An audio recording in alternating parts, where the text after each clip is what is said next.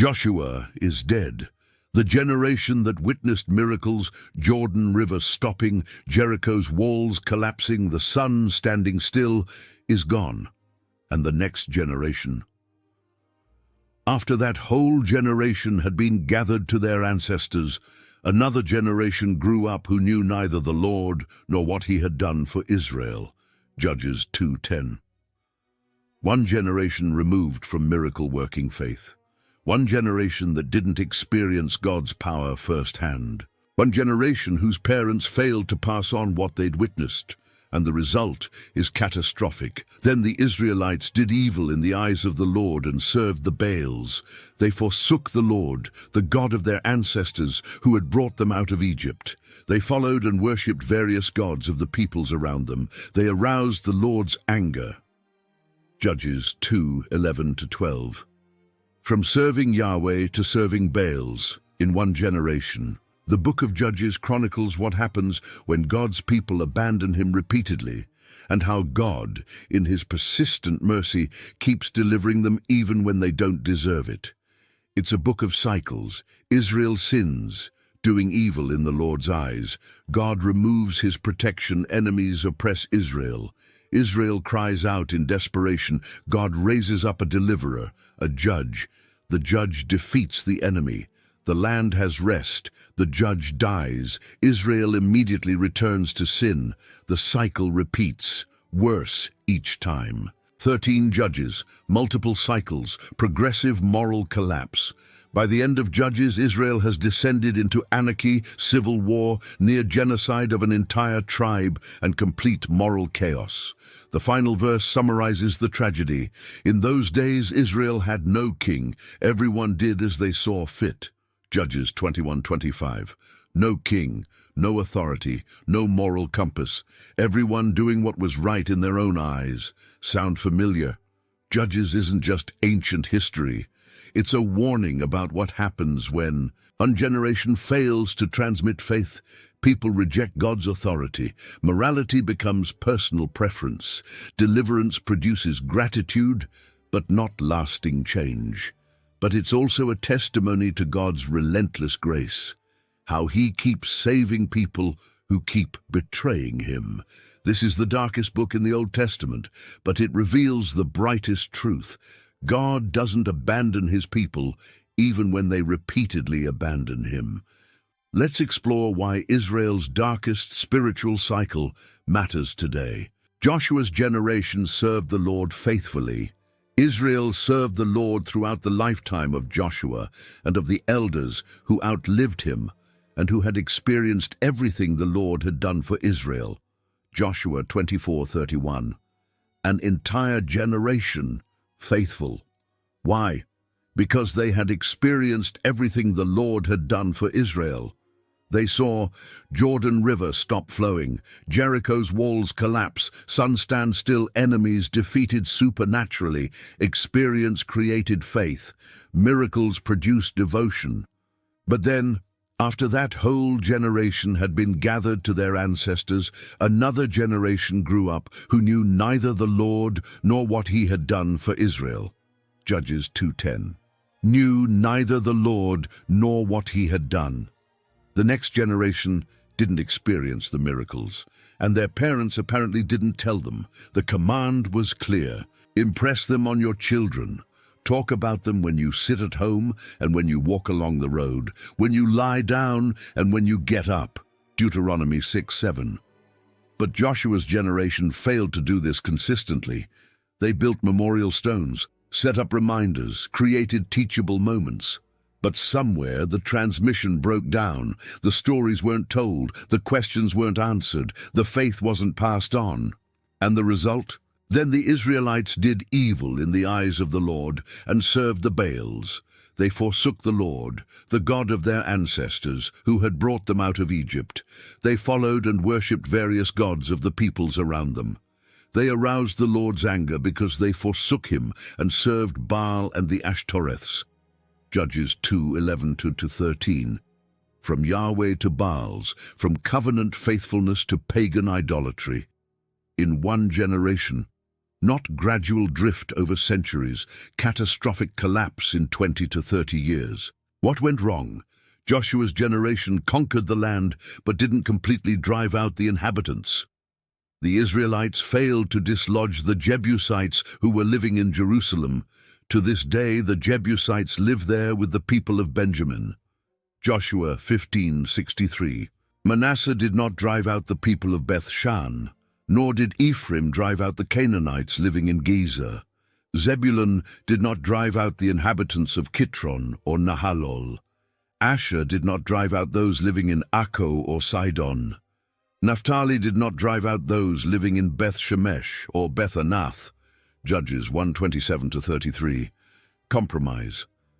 We conquered most of the land. That's good enough. God warned this would be catastrophic. But if you do not drive out the inhabitants of the land, those you allow to remain will become barbs in your eyes and thorns in your sides. They will give you trouble in the land where you will live. Numbers 33:55. And they did. The Canaanites remained, their idols remained, their worship practices remained, and the next generation, living alongside pagans, intermarrying with pagans, adopted pagan worship. Failed. Generational transmission experience doesn't automatically transfer. Joshua's generation had powerful experiences, but they didn't effectively translate those experiences into education for their children. The next generation knew neither the Lord nor what he had done. They didn't know. The Exodus story, the Red Sea miracle, the wilderness wandering, the Jordan crossing Jericho's collapse, the conquest victories their parents apparently assumed. We experienced it. Surely they'll absorb it by osmosis. But faith doesn't work that way. Every generation must be taught. Every generation must encounter God personally. Every generation must choose to serve him. And when one generation fails to teach, the next generation forgets. The speed of spiritual collapse. From Joshua's death to complete apostasy, one generation. From covenant faithfulness to Baal worship, 20-30 years. The gap between faithfulness and apostasy is frighteningly small. One generation of parents too busy to teach stories, untold questions unanswered. Faith assumed, not transmitted experience, not translated into education, and the result, catastrophic spiritual collapse. The lesson for today: your children won't automatically inherit your faith. Your experiences with God, however powerful, won't transfer through genetics or proximity. You must intentionally, consistently, deliberately teach them, tell the stories, answer the questions, model the faith, explain why it matters. Because if you don't, the next generation will know neither the Lord nor what he has done, and the collapse will be swift. The generation that forgot God proves faith is always one generation away from extinction. Pass it on, intentionally, or watch it disappear. The Book of Judges operates on a repetitive cycle. Understanding this pattern is key to understanding the entire book. The cycle has 7 stages. Stage 1. Israel sins. Again, the Israelites did evil in the eyes of the Lord. Judges 3:12, 4:1, 6:1, 10:6, 13:1. The phrase, "again the Israelites did evil," appears repeatedly. Not once, not twice, again and again.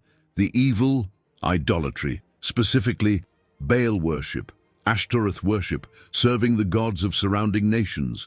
Baal, Canaanite storm, fertility god. Ashtoreth, Asherah, Canaanite fertility goddess. Their worship involved temple prostitution, ritual sex as worship, child sacrifice, burning children to Moloch, divination and sorcery. Complete rejection of Yahweh's commands. Israel didn't just drift, they actively pursued pagan gods. Stage 2. God's anger burns. In his anger against Israel, the Lord gave them into the hands of raiders who plundered them. Judges 2:14. God doesn't passively observe their rebellion. His anger burns. Why? Because They broke covenant. They worshipped demons. Westcott 10:20 identifies pagan gods as demons. They violated everything he delivered them to be. But notice, God's anger is purposeful, not vindictive. He doesn't destroy them, he disciplines them. Stage 3. God removes protection. He sold them into the hands of their enemies all around, whom they were no longer able to resist. Judges 2:14. During Joshua's conquest, God fought for Israel. Enemies fled, walls collapsed, sun stood still. Now, God withdraws his protection. Suddenly, Israel, with God's absence, can't defeat anyone. The same enemies they conquered under Joshua now dominate them. The difference? God's presence. Stage 4. Enemy oppressors. Different cycles, different oppressors. Cushan Rishathaim, Mesopotamia, 8 years oppression. Eglon, Moab, 18 years oppression. Jabin, Canaan, 20 years oppression. Midian, 7 years oppression. Ammon, 18 years oppression. Philistines, 40 years oppression. Military domination, economic exploitation, cultural subjugation, loss of freedom. Israel, conquerors under Joshua, becomes conquered under Judges. Stage 5. Israel cries out. But when they cried out to the Lord, he raised up for them a deliverer. Judges 3:9, 15, 4:3, 6, 6, 7, 10, 10. Eventually, sometimes after years, Israel cries out. Not genuine repentance, desperate self-interest. They don't cry out because they love God. They cry out because they're suffering. It's the cry of pain, not the cry of repentance, but God responds anyway. Stage 6. God raises up a deliverer, judge. Then the Lord raised up judges, who saved them out of the hands of these raiders. Judges 2:16. God raises up a deliverer, called a judge, Hebrew shophet, one who brings justice, deliverance. These aren't judges in our modern sense, courtroom officials. They're military deliverers, charismatic leaders empowered by God's Spirit to defeat enemies. The judges, Othniel, Ehud, Shamgar, Deborah, and Barak, Gideon, Tola, Jair, Jephthah, Ibzan, Elon, Abdon, Samson, Samuel, transitions to monarchy. Some are heroes, some are deeply flawed, all are empowered by God. Stage 7. The judge defeats the enemy through God's power. The judge defeats the oppressor. Sometimes miraculously, Gideon's 300 versus 135,000. Sometimes brutally, Ehud's assassination, Jael's tent peg. Sometimes spectacularly, Samson's individual strength. Victory comes, oppression ends. Stage 8. Unofficial. The land has rest. So the land had peace for 40 years. Or 80 years, or 20 years. Temporary peace, rest from war, freedom from oppression, but not lasting transformation. Stage 9, the judge dies after Ehud died. Judges 4:1. After Gideon died. Judges 8:33. The judge's death triggers the restart. Stage 10, Israel returns to sin, worse than before. Once again, the Israelites did evil in the eyes of the Lord, and because they did this evil, the Lord gave Eglon, king of Moab, power over Israel. Judges 3:12. No sooner had Gideon died than the Israelites again prostituted themselves to the Baals. Judges 8:33. They returned to idolatry, and each time it's worse. They refused to give up their evil practices and stubborn ways. Judges 2:19. Progressive degradation. The pattern repeats with deterioration. Early judges, Othniel, Ehud, Deborah. Relatively righteous, clear victories, longer peace. Later judges, Jephthah, Samson. Deeply flawed, messy victories, shorter peace. By the end, no judge can fix Israel.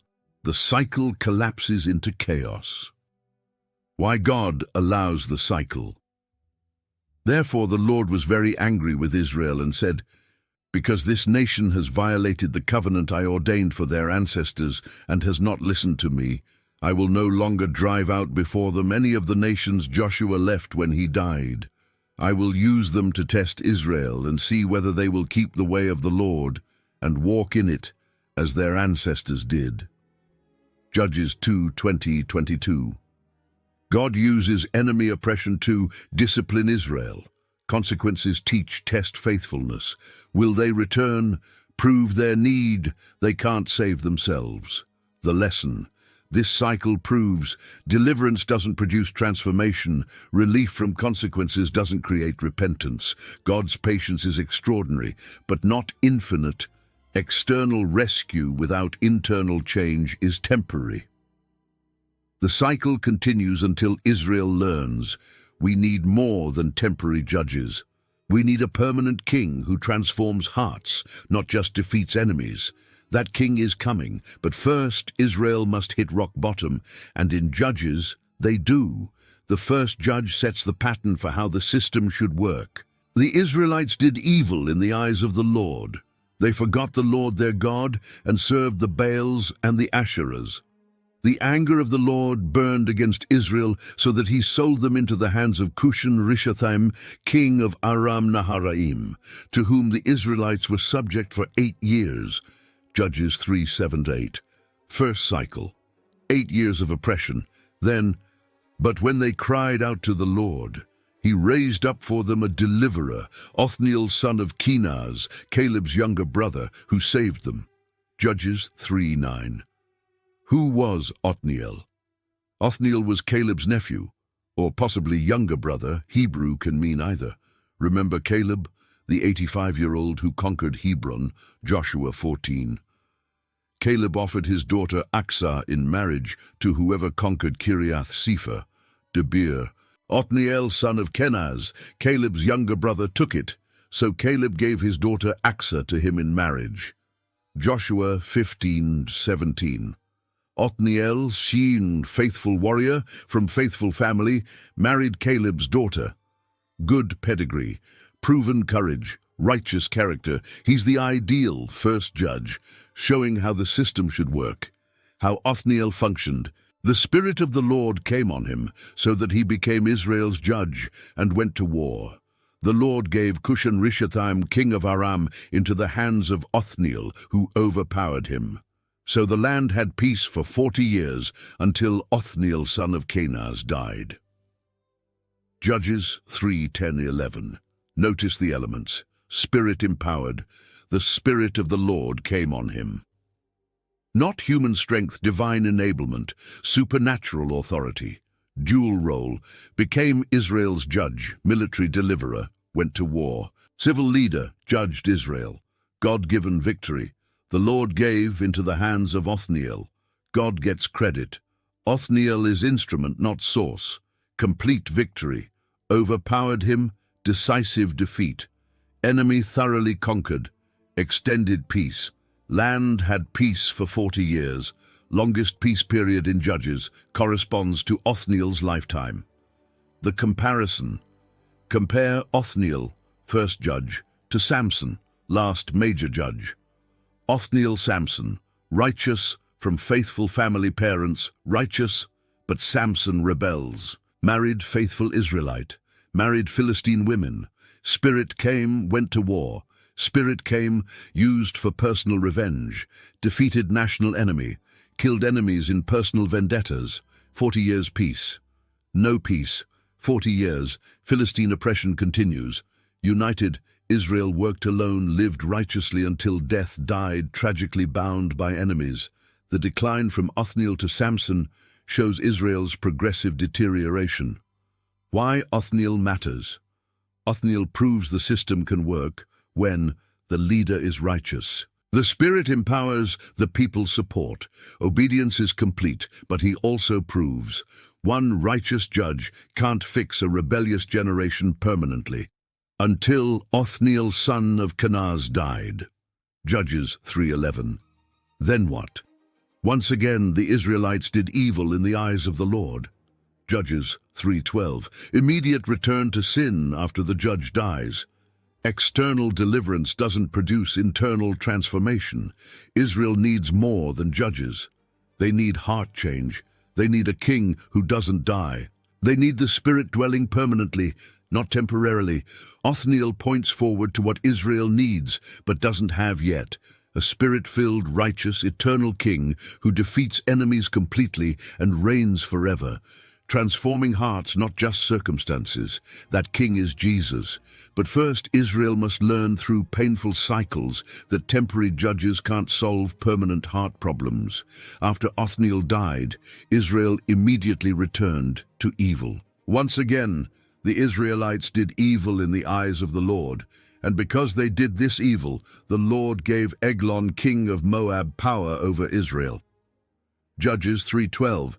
Eglon of Moab, allied with Ammonites and Amalekites, attacked Israel and captured the city of palms, Jericho. Israel served Eglon for 18 years. Then they cried out, and God raised up Ehud. Ehud, son of Gera, the Benjamite, a left-handed man. Judges 3:15. Why mention he's left-handed? Because it's critical to what happens next. Israel sent tribute payment to Eglon through Ehud, but Ehud had a secret weapon. Now Ehud had made a double-edged sword about a cubit long, which he strapped to his right thigh under his clothing. Judges 3:16. A cubit x about 18 inches. Short sword, easily concealed. Strapped to right thigh, unusual. Why? Because most warriors are right-handed. Right-handed warriors wear swords on left side, draw across body. Guards checking for weapons would check left side. But Ehud is left-handed, so his sword is on the right. The guards miss it. Ehud presented the tribute with other officials. Then they left. But Ehud returned. He himself went back to the stone idols near Gilgal and said, "Your Majesty, I have a secret message for you." The king said to his attendants, "Leave us," and they all left. Judges 3:19. I have a secret message. Eglon dismisses his guards. Foolish. Ehud then approached him while he was sitting alone in the upper room of his palace and said, "I have a message from God for you." As the king rose from his seat, Ehud reached with his left hand, drew the sword from his right thigh, and plunged it into the king's belly. Judges 3:20-21. I have a message from God for you, and the message is death. Ehud drives the short sword into Eglon's belly. The description is graphic. Even the handle sank in after the blade, and his bowels discharged. Ehud did not pull the sword out, and the fat closed in over it. Judges 3:22. Eglon was so obese that the entire sword, blade and handle, sank into his belly, and his fat closed over it. His bowels discharged. He defecated from the wound, or died from bowel perforation. Brutal, graphic, effective. The escape. Then Ehud went out to the porch. He shut the doors of the upper room behind him and locked them. Judges 3:23. Ehud locks the doors from outside, trapping the dead king inside. After he had gone, the servants came and found the doors of the upper room locked. They said, "He must be relieving himself in the inner room of the palace." Judges 3:24. The servants assume Eglon is using the bathroom. Private moment, locked doors, smell. They waited to the point of embarrassment, but when he did not open the doors of the room, they took a key and unlocked them. There they saw their lord fallen to the floor, dead. Judges 3:25. By the time they discover the body, Ehud has escaped. The victory Ehud rallies Israel. While they waited, Ehud got away. He passed by the stone idols and escaped to Sirah. When he arrived there, he blew a trumpet in the hill country of Ephraim, and the Israelites went down with him from the hills, with him leading them. "Follow me," he ordered, "for the Lord has given Moab, your enemy, into your hands."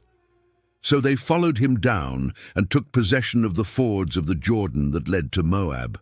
They allowed no one to cross over. At that time they struck down about 10,000 Moabites, all vigorous and strong. Not one escaped. Judges 3:26-29. With their king dead and Israel mobilized, Moab is routed. 10,000 Moabite soldiers killed. Complete victory. So Moab was made subject to Israel that day, and the land had peace for 80 years. Judges 3:30.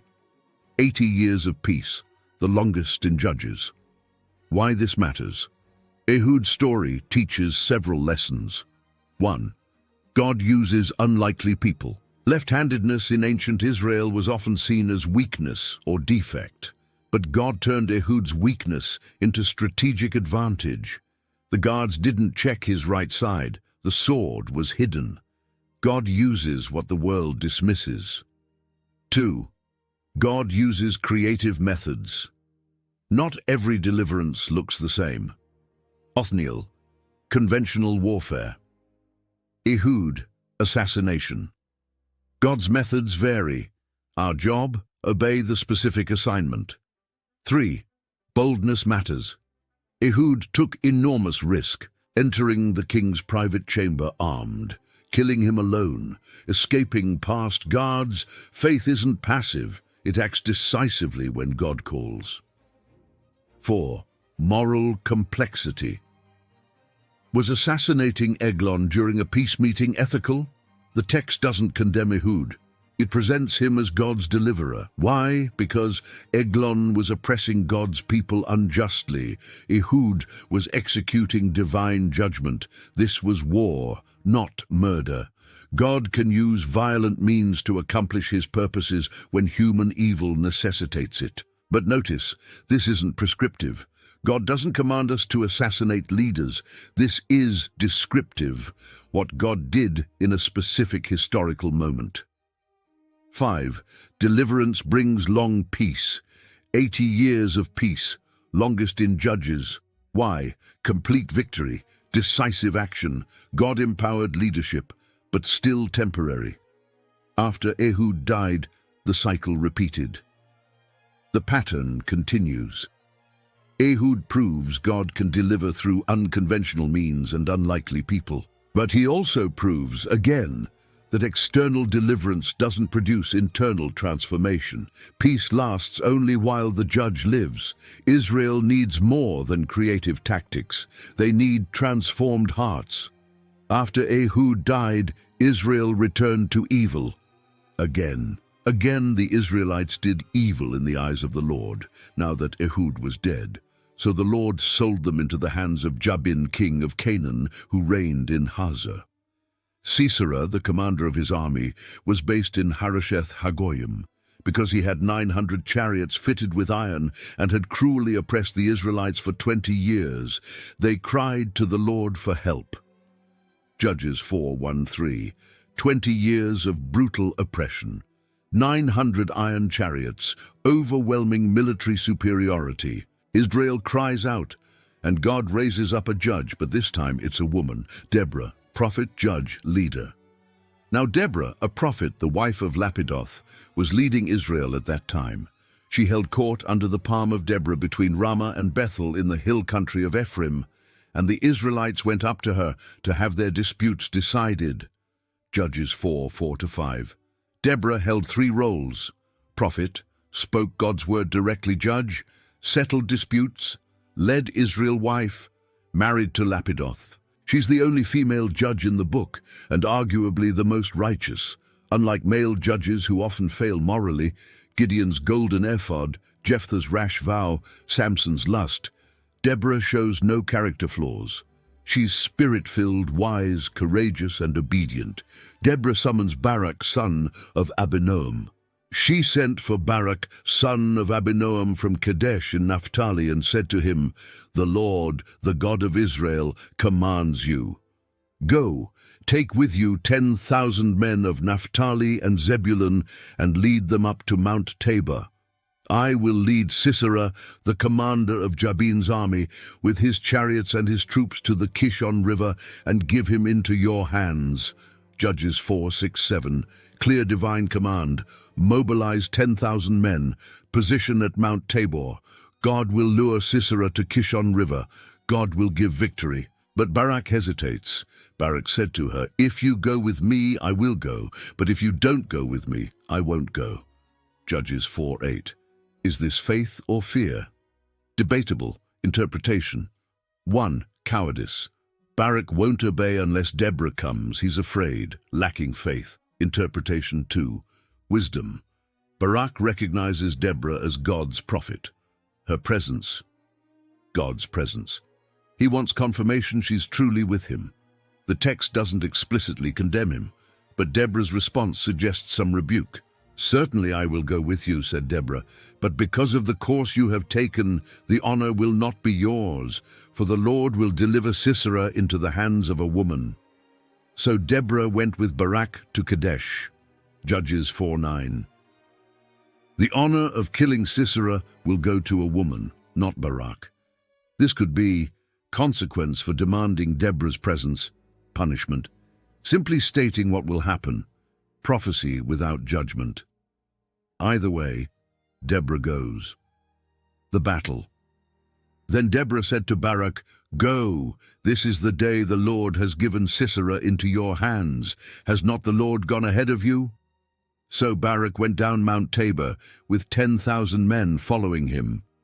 At Barak's advance, the Lord routed Sisera and all his chariots and army by the sword, and Sisera got down from his chariot and fled on foot. Judges 4:14-15. The Lord routed Sisera. God fights. Israel wins. 900 iron chariots, useless. Sisera's overwhelming military advantage, irrelevant. When God fights, numbers don't matter. Deborah's song, Judges 5, reveals what happened. From the heavens the stars fought, from their courses they fought against Sisera. The river Kishon swept them away, the age-old river, the river Kishon. Judges 5:20-21. Apparently God sent a storm. The Kishon River flooded. The iron chariots, Sisera's advantage, became death traps, bogged down in mud. Supernatural intervention. Again. Barak pursued the chariots and army as far as Harosheth Hagoyim, and all Sisera's troops fell by the sword. Not a man was left. Sisera, meanwhile, fled on foot to the tent of Jael, the wife of Heber the Kenite, because there was an alliance between Jabin king of Hazor and the family of Heber the Kenite. Judges 4:16-17. Complete rout. Entire army destroyed. But Sisera escapes temporarily. Why Deborah matters? Deborah proves several truths. 1. God calls women to leadership. In the patriarchal culture, God raises up a woman as prophet, judge, and military strategist. Not because men weren't available, because Deborah was the right person. This doesn't mandate women in all leadership roles. Scripture elsewhere gives specific guidelines, but it proves God isn't limited by cultural expectations. He calls whom he chooses. 2. Spiritual authority transcends gender. Israel submitted to Deborah's leadership. Barak obeyed her commands, with one condition. Why? Because she spoke for God. True authority comes from God, not gender. 3. Faith mixed with hesitation can still be used. Barak's faith wasn't perfect. He wanted Deborah's presence, but he still obeyed. He still mobilized 10,000 men. He still fought. Imperfect faith can accomplish God's purposes when surrendered to him. 4. God fights for his people. Again, the Lord routed Sisera.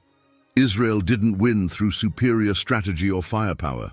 God sent the storm. God flooded the river. God turned chariots into death traps. When God fights, victory is certain.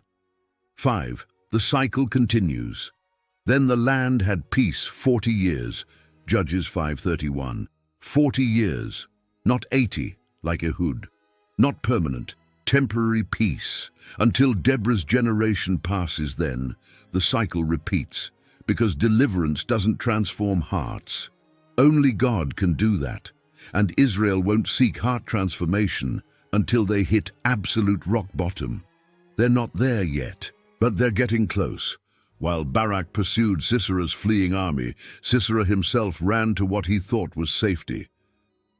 Sisera, meanwhile, fled on foot to the tent of Jael, the wife of Heber the Kenite, because there was an alliance between Jabin king of Hazor and the family of Heber the Kenite. Judges 4:17. Sisera sought refuge with Heber's family, allied with his king Jabin. He thought, I'm safe here. He was catastrophically wrong. Jael's deception. Jael went out to meet Sisera and said to him, "Come, my lord, come right in, don't be afraid." So he entered her tent, and she covered him with a blanket. Judges 4:18. Jael welcomes him warmly, invites him inside, covers him with blanket, all signs of hospitality and protection. In ancient Near Eastern culture, welcoming someone into your tent created sacred obligation to protect them. Sisera feels safe. "I'm thirsty," he said. "Please give me some water." She opened a skin of milk, gave him a drink, and covered him up. Judges 4:19. He asks for water. She gives milk, richer, more soothing, induces sleep. Then, "Stand in the doorway of the tent," he told her. "If someone comes by and asks you, 'Is anyone in there?' say no." Judges 4:20. Sisera instructs her to lie to protect him. He trusts her completely. Fatal mistake. But Jael, Heber's wife, picked up a tent peg and a hammer and went quietly to him while he lay fast asleep, exhausted. She drove the peg through his temple into the ground, and he died. Judges 4:21. Read that again. Tent peg, hammer, through his temple, into the ground, brutal, decisive, deadly. Sisera, mighty commander of 900 iron chariots, killed by a woman with a tent peg while he slept. The irony is devastating. Barak's arrival. Just then, Barak came by in pursuit of Sisera, and Jael went out to meet him. "Come," she said, "I will show you the man you're looking for." So he went in with her, and there lay Sisera with the tent peg through his temple, dead. Judges 4:22. Deborah's prophecy fulfilled exactly.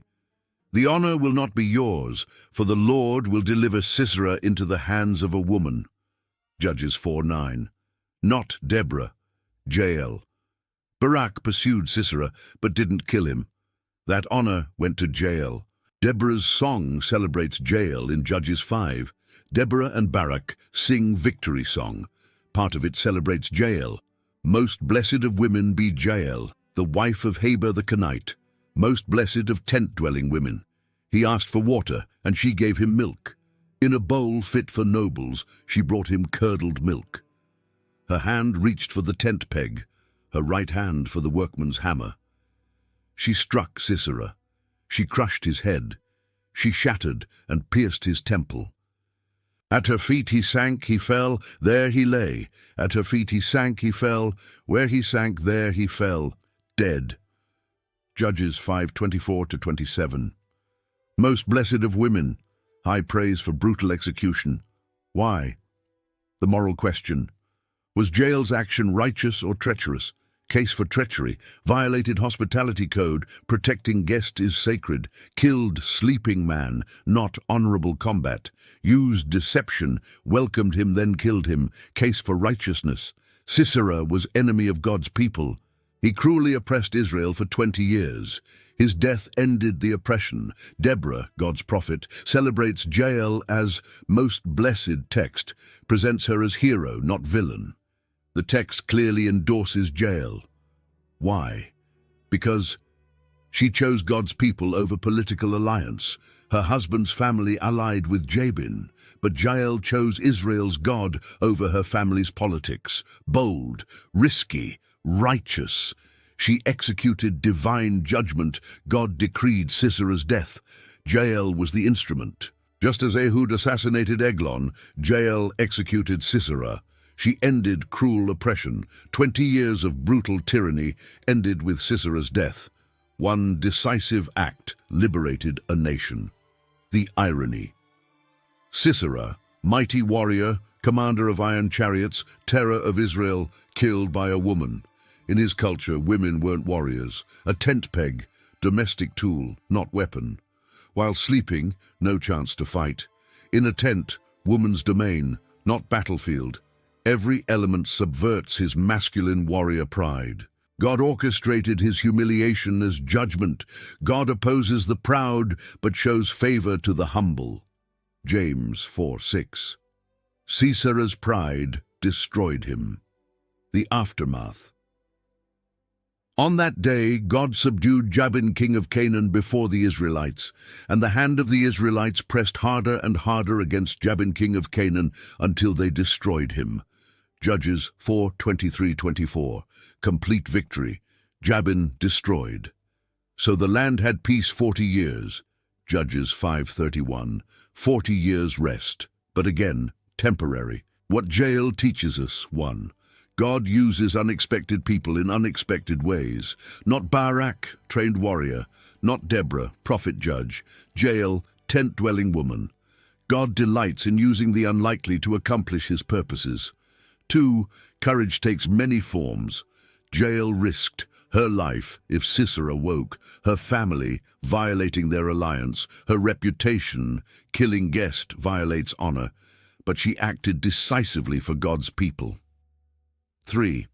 God judges the proud through the humble. Sisera, arrogant oppressor, fell to humble woman with household tool. God's judgment often comes through means the proud would never suspect. 4. One decisive act can change history. 20 years of oppression ended with one tent peg. Never underestimate what God can do through one obedient person in one crucial moment. Jael and the tent peg prove God writes history through those who act courageously when the moment comes. Are you ready when your moment arrives? After Deborah, the cycle repeats. The Israelites did evil in the eyes of the Lord, and for 7 years he gave them into the hands of the Midianites. Judges 6:1.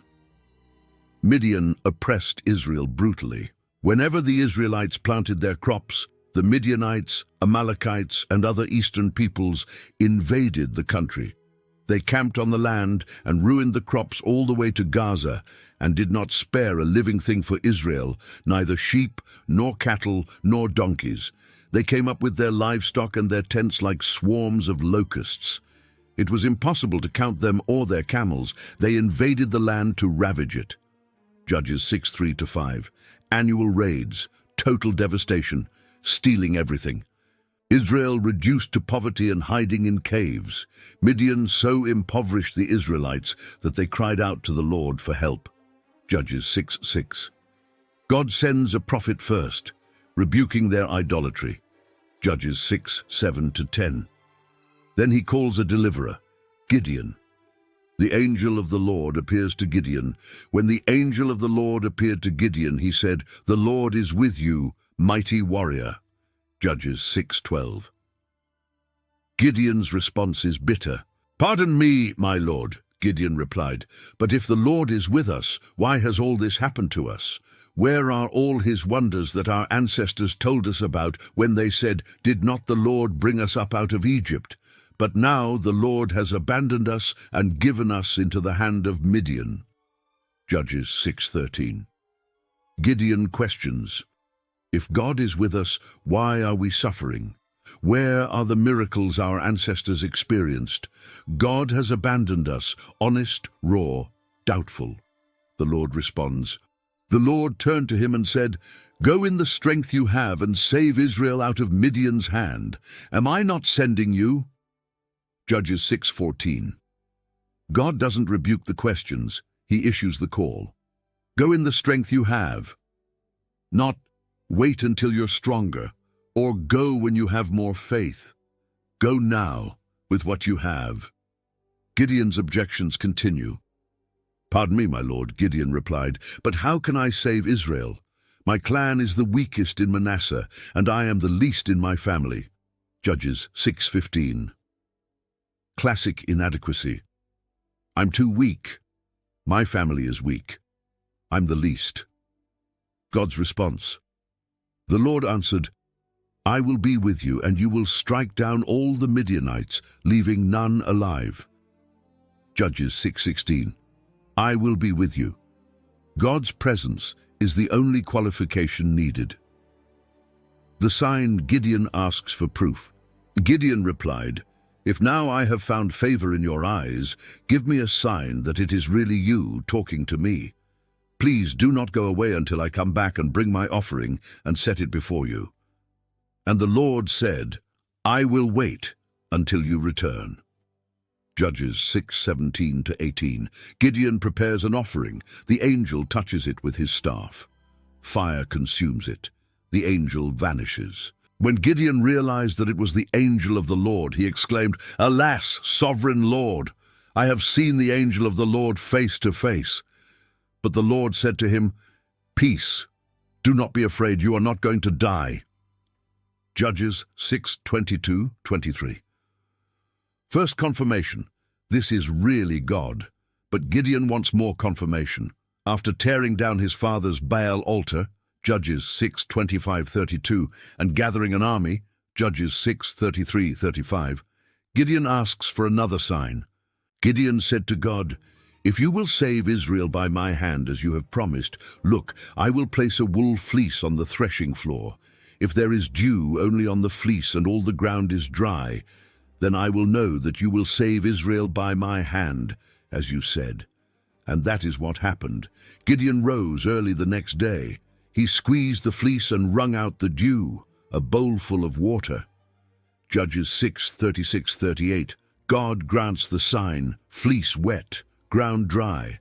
But Gideon asks again. Then Gideon said to God, "Do not be angry with me. Let me make just one more request. Allow me one more test with the fleece, but this time make the fleece dry, and let the ground be covered with dew." That night, God did so. Only the fleece was dry. All the ground was covered with dew. Judges 6:39-40, reverse sign. Fleece dry, ground wet. God grants it again. Is this good or bad? Christians often cite putting out a fleece as model for seeking God's will. But is it? Case against Gideon's fleece. God already spoke clearly. The call was explicit. Judges 6:14. God already gave signs. Fire-consuming offering. Baal altar torn down successfully. Gideon is testing God. Do not put the Lord your God to the test. Doubt 6:16. It shows unbelief, not faith. If you believe God spoke, obey. Gideon even apologizes. Do not be angry with me. Judges 6:39 suggests he knows this is pushing it. Case for Gideon's fleece. God graciously accommodates. He grants both signs without rebuke. The mission is enormous. Defeating entire Midianite army requires certainty. Gideon wants to be sure. Better to confirm than charge ahead presumptuously. It shows humility. I'm inadequate, need your confirmation. The verdict, the text doesn't explicitly condemn Gideon, but it doesn't endorse this as a model either. Notice, God grants the signs, but doesn't command Gideon to ask for them. This seems to be God's patience with weak faith, rather than prescription for how to seek God's will. Better pattern, God speaks clearly through Scripture. We obey in faith. Confirmation comes through circumstances, counsel, peace, not manipulated signs. The principle, when God calls clearly, obey immediately. When unsure, seek wisdom through Scripture, prayer, godly counsel. Circumstances, peace of the Holy Spirit. Not, Lord, if you want me to take this job, make my car break down tomorrow. That's manipulating God, not seeking Him. What happens next with Gideon proves his faith is still weak, and God graciously uses him anyway, which is encouraging. God uses imperfect, doubting, inadequate people, because those are the only kind available. Gideon has gathered an army, 32,000 men, the Midianites. Like swarms of locusts, it was impossible to count them or their camels. Judges 7:12. Later we learn 135,000 soldiers, Judges 8:10. 32,000 versus 135,000. Bad odds, but not impossible. Then God speaks. The Lord said to Gideon, "You have too many men. I cannot deliver Midian into their hands, or Israel would boast against me. My own strength has saved me." Judges 7:2. Too many men, not too few, too many. Why? So Israel can't claim credit. God commands reduction. Now announce to the army, anyone who trembles with fear may turn back and leave Mount Gilead. So 22,000 men left, while 10,000 remained. Judges 7:3. 22,000 leave, only 10,000 stay. Now the odds, 10,000 versus 135,000, 13.5 to 1. Impossible, but God says, "But the Lord said to Gideon, there are still too many men. Take them down to the water, and I will thin them out for you there." Judges 7:4. Still too many.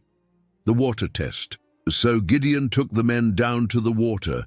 There the Lord told him, "Separate those who lap the water with their tongues, as a dog laps from those who kneel down to drink." 300 of them drank from cupped hands, lapping like dogs. All the rest got down on their knees to drink. Judges 7:5-6. 300 lapped water from hands, staying alert. 9,700 knelt down to drink, less vigilant.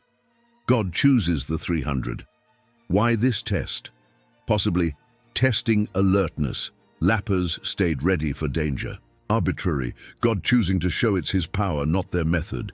Either way, the Lord said to Gideon, "With the 300 men that lapped, I will save you and give the Midianites into your hands. Let all the others go home." Judges 7:7. 300 versus 135,000, 450 to 1. Absolutely impossible, which is exactly the point. Gideon's fear.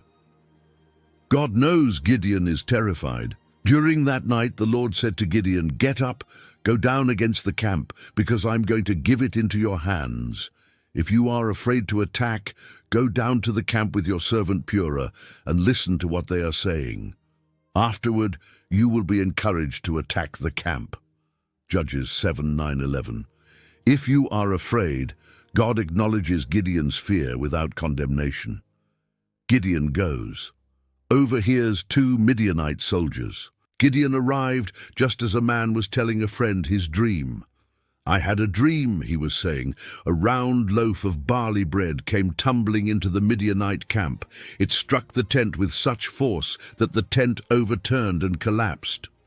His friend responded, "This can be nothing other than the sword of Gideon, son of Joash, the Israelite.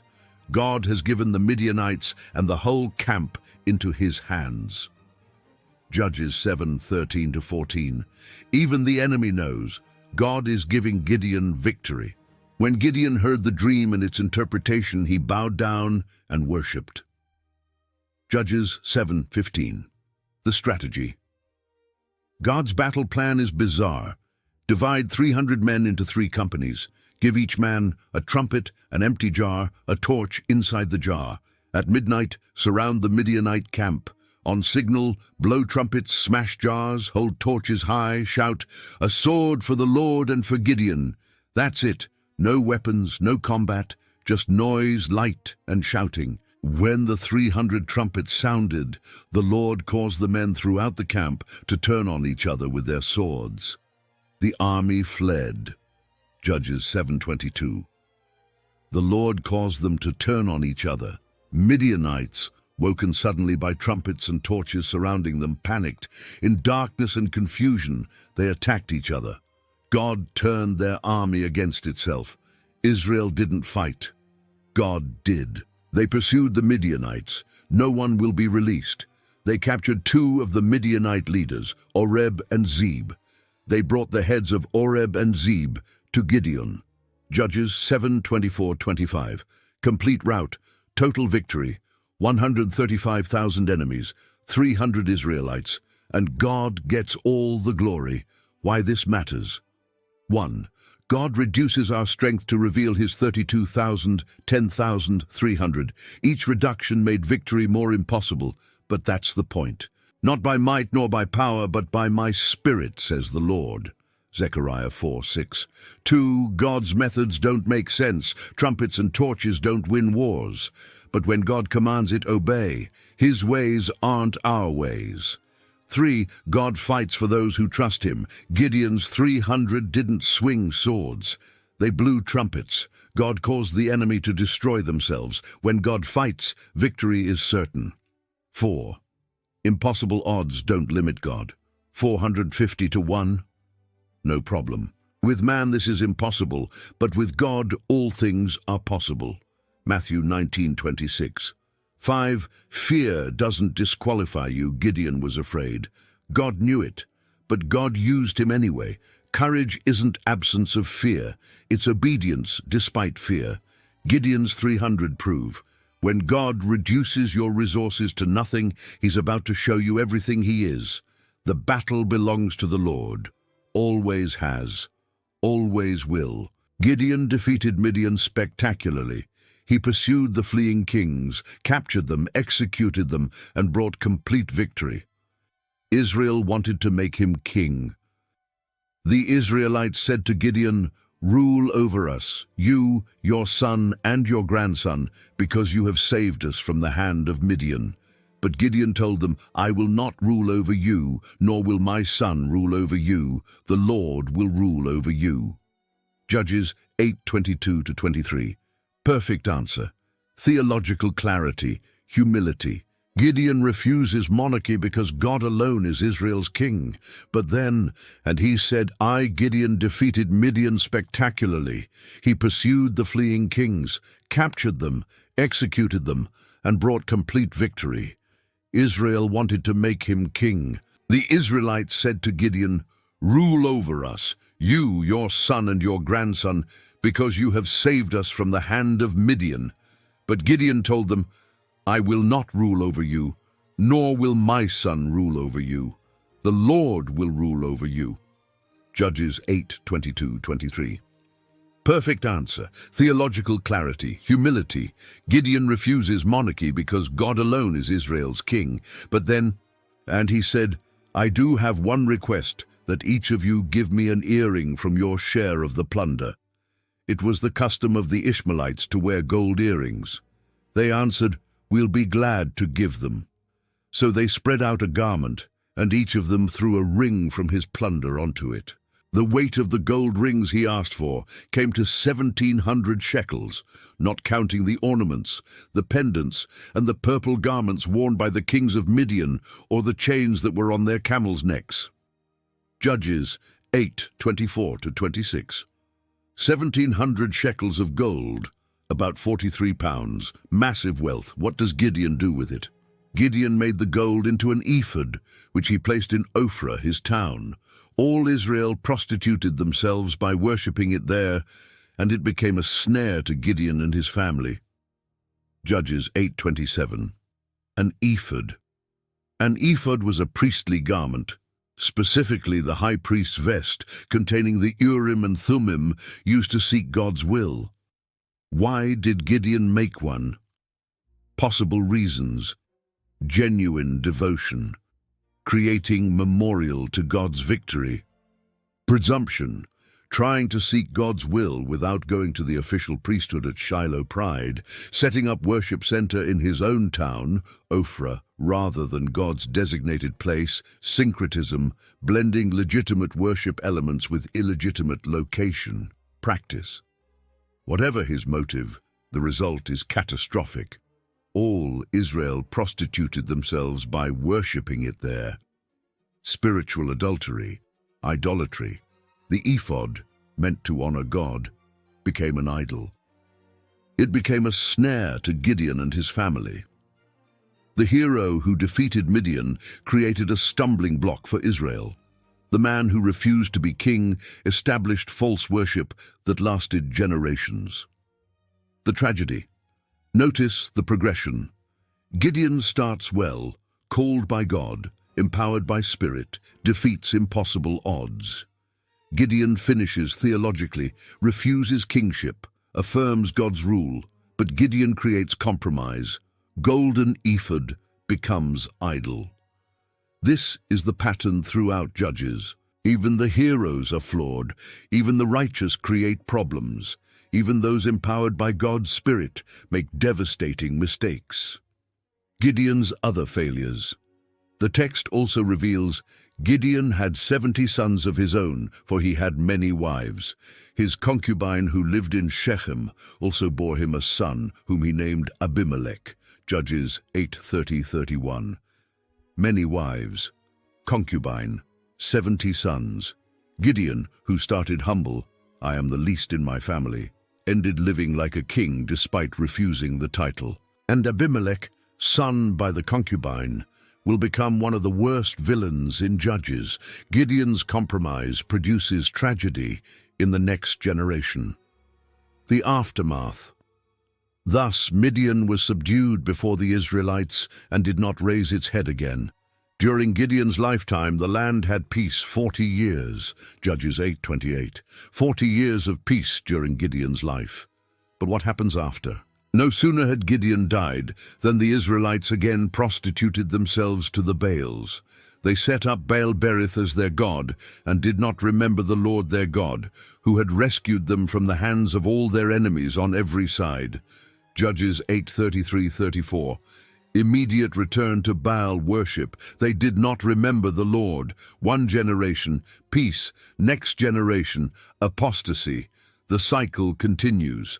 What Gideon's effort teaches: 1. Good intentions don't justify wrong actions. Gideon probably meant well, but he created unauthorized worship that led to idolatry.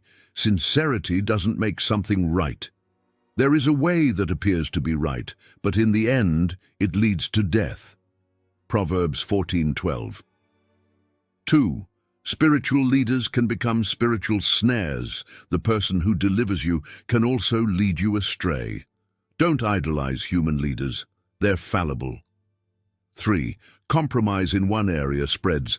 Gideon's golden ephod led to false worship. Many wives, presumptuous son, Abimelech. Next generation's apostasy. Small compromises create massive consequences. 4. Success doesn't guarantee faithfulness. Gideon conquered Midian with 300 men through God's power, but success didn't prevent later failure. Victory today doesn't guarantee obedience tomorrow. 5. What we create can outlast and outlive us, for evil or good. Gideon's ephod became a snare for generations. What are you building? Will it help or harm those who come after? The painful lesson. Heroes can become stumbling blocks. Deliverers can create idols. Those empowered by God's Spirit can still make catastrophic mistakes. Gideon proves we need more than human heroes, even Spirit-empowered ones. We need a perfect deliverer who never compromises, never creates false worship, never leads people astray. That deliverer is Jesus, but Israel doesn't know that yet. They're still learning through painful cycles that human judges can't solve permanent heart problems. After Gideon died, his son Abimelech, sometimes spelled Abimelech, seized power. Remember, Abimelech was Gideon's son by a concubine in Shechem, Judges 8:31. Not a legitimate heir, not born to Gideon's wives, the son of secondary status, and consumed by ambition. The power grab. Abimelech, son of Jerubbaal, went to his mother's brothers in Shechem and said to them and to all his mother's clan, "Ask all the citizens of Shechem, which is better for you, to have all 70 of Jerubbaal's sons rule over you, or just one man? Remember, I am your flesh and blood." Judges 9:1-2. Abimelech manipulates his mother's family. Would you rather be ruled by 70 sons of Gideon or one? Who's your relative? Appeal to tribal loyalty. Fear of divided rule. When the brothers repeated all this to the citizens of Shechem, they were inclined to follow Abimelech, for they said, "He is related to us." They gave him 70 shekels of silver from the temple of Baal-berith, and Abimelech used it to hire reckless scoundrels who became his followers. Judges 9:3-4, from the temple of Baal-berith. The same Baal Israel worshipped after Gideon died. Judges 8:33. Gideon's golden ephod led to Baal worship. Baal worship funded Abimelech's violence. Gideon's compromise produced his son's tyranny. The massacre. He went to his father's home in Ophrah, and on one stone murdered his 70 brothers, the sons of Jerubbaal. But Jotham, the youngest son of Jerubbaal, escaped by hiding. Judges 9:5. 70 brothers murdered on one stone, mass execution, fratricide, systematic slaughter. Only Jotham, youngest, escapes by hiding. This is one of the most brutal acts in Judges, and it's committed not by a pagan enemy, but by Gideon's own son. Then all the citizens of Shechem and Beth Millo gathered beside the great tree at the pillar in Shechem to crown Abimelech king. Judges 9:6. Shechem crowns him king.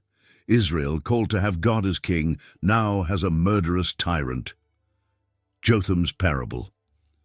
Jotham, the surviving brother, confronts them publicly from Mount Gerizim. He tells a parable about trees seeking a king. Olive tree refuses, provides oil. Fig tree refuses, provides sweetness. Vine refuses, provides wine. Thornbush accepts. If you really want to anoint me king, come and take refuge in my shade. But if not, then let fire come out of the thorn bush and consume the cedars of Lebanon. Judges 9:15. The meaning, the worthy refuse power, the worthless seize it. Abimelech turned thorn bush, useless, destructive, dangerous. His shade provides no real protection. His fire will consume those who trust him. Jotham's curse. Have you acted honorably and in good faith by making Abimelech king? Have you been fair to Jerubbaal and his family? If you have, may Abimelech be your joy, and may you be his too. But if you have not, let fire come out from Abimelech and consume you, the citizens of Shechem and Beth Millo, and let fire come out from you, the citizens of Shechem and Beth Millo, and consume Abimelech. Judges 9:16-20. Mutual destruction prophesied. Then Jotham flees. The reign of terror. After Abimelech had governed Israel 3 years, God stirred up animosity between Abimelech and the citizens of Shechem, so that they acted treacherously against Abimelech.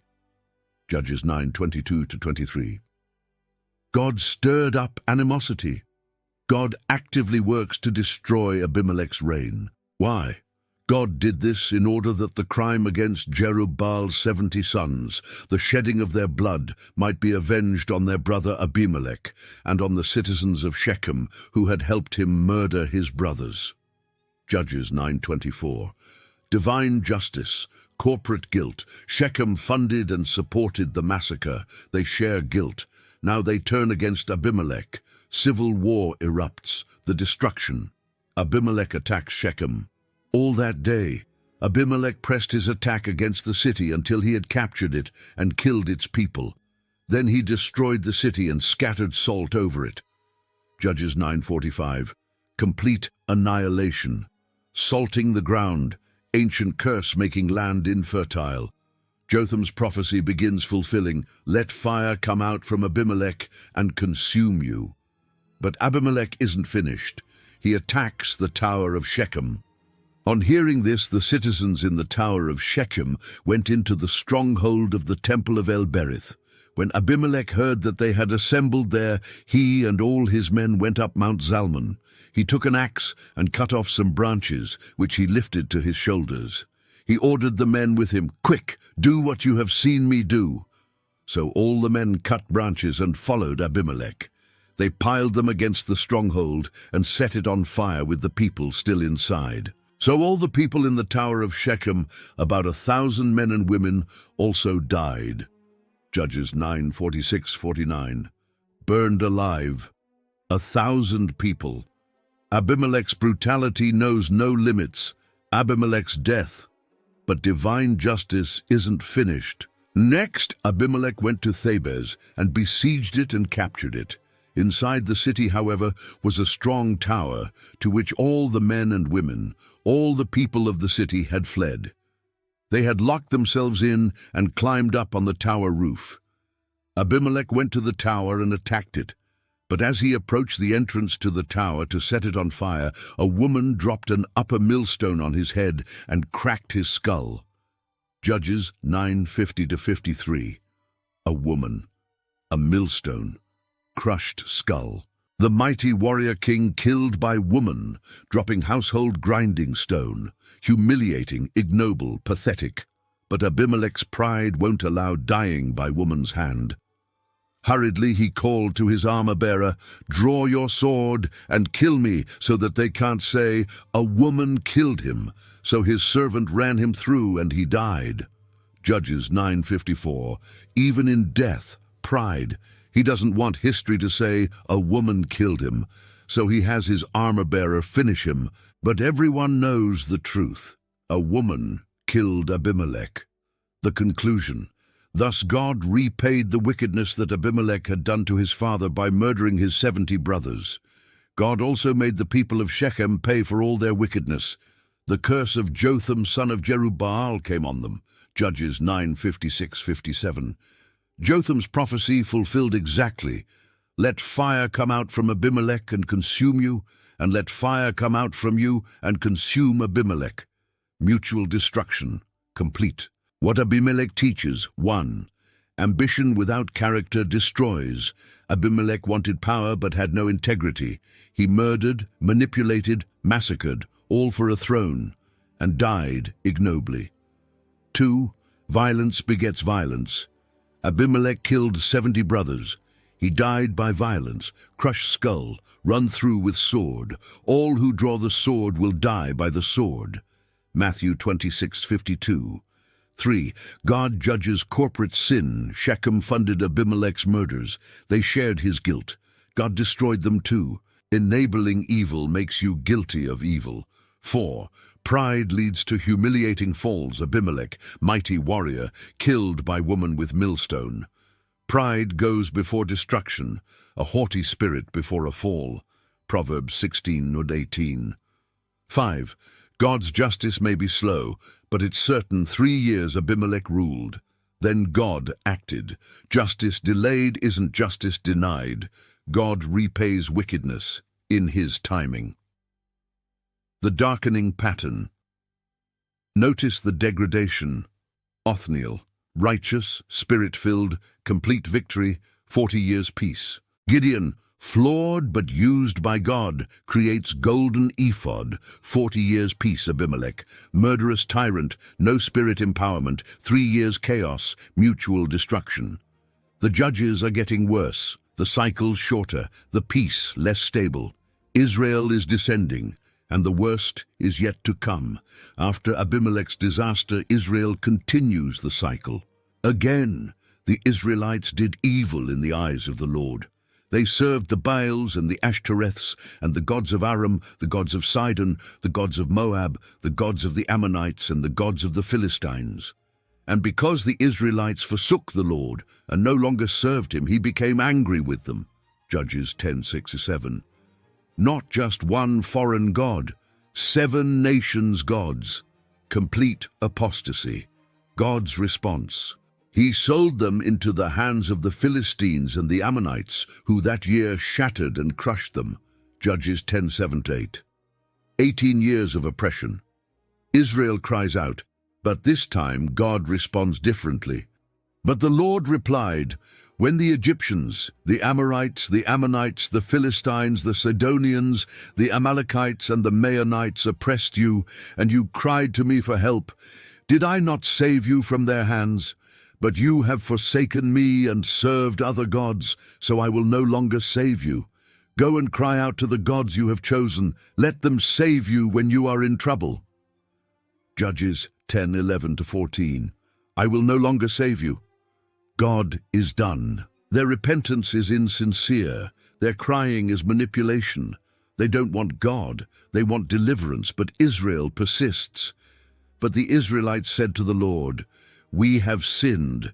Do with us whatever you think best, but please rescue us now. Then they got rid of the foreign gods among them and served the Lord, and he could bear their misery no longer. Judges 10:15-16. He could bear their misery no longer. Despite their repeated betrayals, God's compassion wins. He raises up Jephthah. Who was Jephthah? Jephthah the Gileadite was a mighty warrior. His father was Gilead. His mother was a prostitute. Judges 11:1. Born to prostitute. Rejected by his half-brothers. Gilead's wife also bore him sons, and when they were grown up, they drove Jephthah away. You are not going to get any inheritance in our family, they said, because you are the son of another woman. So Jephthah fled from his brothers and settled in the land of Tob, where a gang of scoundrels gathered around him and followed him. Judges 11:2-3. Jephthah, Rasson's outcast, illegitimate, leader of outlaws. But when Ammon threatens, the elders who rejected him come begging. So the elders of Gilead went to get Jephthah from the land of Tob. Come, they said, be our commander, so we can fight the Ammonites. Judges 11:5-6. Jephthah negotiates leadership position before agreeing. Judges 11:7-11. Smart, pragmatic, wounded but capable. Before battle, Jephthah makes a rash vow. And Jephthah made a vow to the Lord, if you give the Ammonites into my hands, whatever comes out of the door of my house to meet me when I return in triumph from the Ammonites will be the Lord's, and I will sacrifice it as a burnt offering. Judges 11:30-31. Whatever comes out, I will sacrifice it as a burnt offering. Dangerous vow, unwise vow, unnecessary vow. God hadn't asked for it. Jephthah offered it, trying to bargain with God. The victory. Then Jephthah went over to fight the Ammonites, and the Lord gave them into his hands. He devastated 20 towns from Aroer to the vicinity of Minnith, as far as Abel-keramim. Thus Israel subdued Ammon. Judges 11:32-33. Complete victory. God delivered. But then, when Jephthah returned to his home in Mizpah, who should come out to meet him but his daughter, dancing to the sound of timbrels? She was an only child. Except for her, he had neither son nor daughter. When he saw her, he tore his clothes and cried, "Oh no, my daughter, you have brought me down, and I have been brought very low. I have made a vow to the Lord that I cannot break." Judges 11:34-35. His daughter, his only child. The first thing out of his house, dancing, celebrating his victory. And his vow requires her as burnt offering. Jephthah's horror is genuine. He tears his clothes, but notice his words. You have brought me down. He blames her for celebrating his victory, for coming out first, twisted. Her response. My father, she replied, you have given your word to the Lord. Do to me just as you promised, now that the Lord has avenged you of your enemies, the Ammonites. But grant me this one request, she said. Give me 2 months to roam the hills and weep with my friends because I will never marry. You may go, he said. And he let her go for 2 months. She and her friends went into the hills and wept because she would never marry. Judges 11:36-38. She accepts her fate. No protest, no escape attempt. She mourns, not death itself, but that she'll never marry, never have children. This suggests she understands what's coming.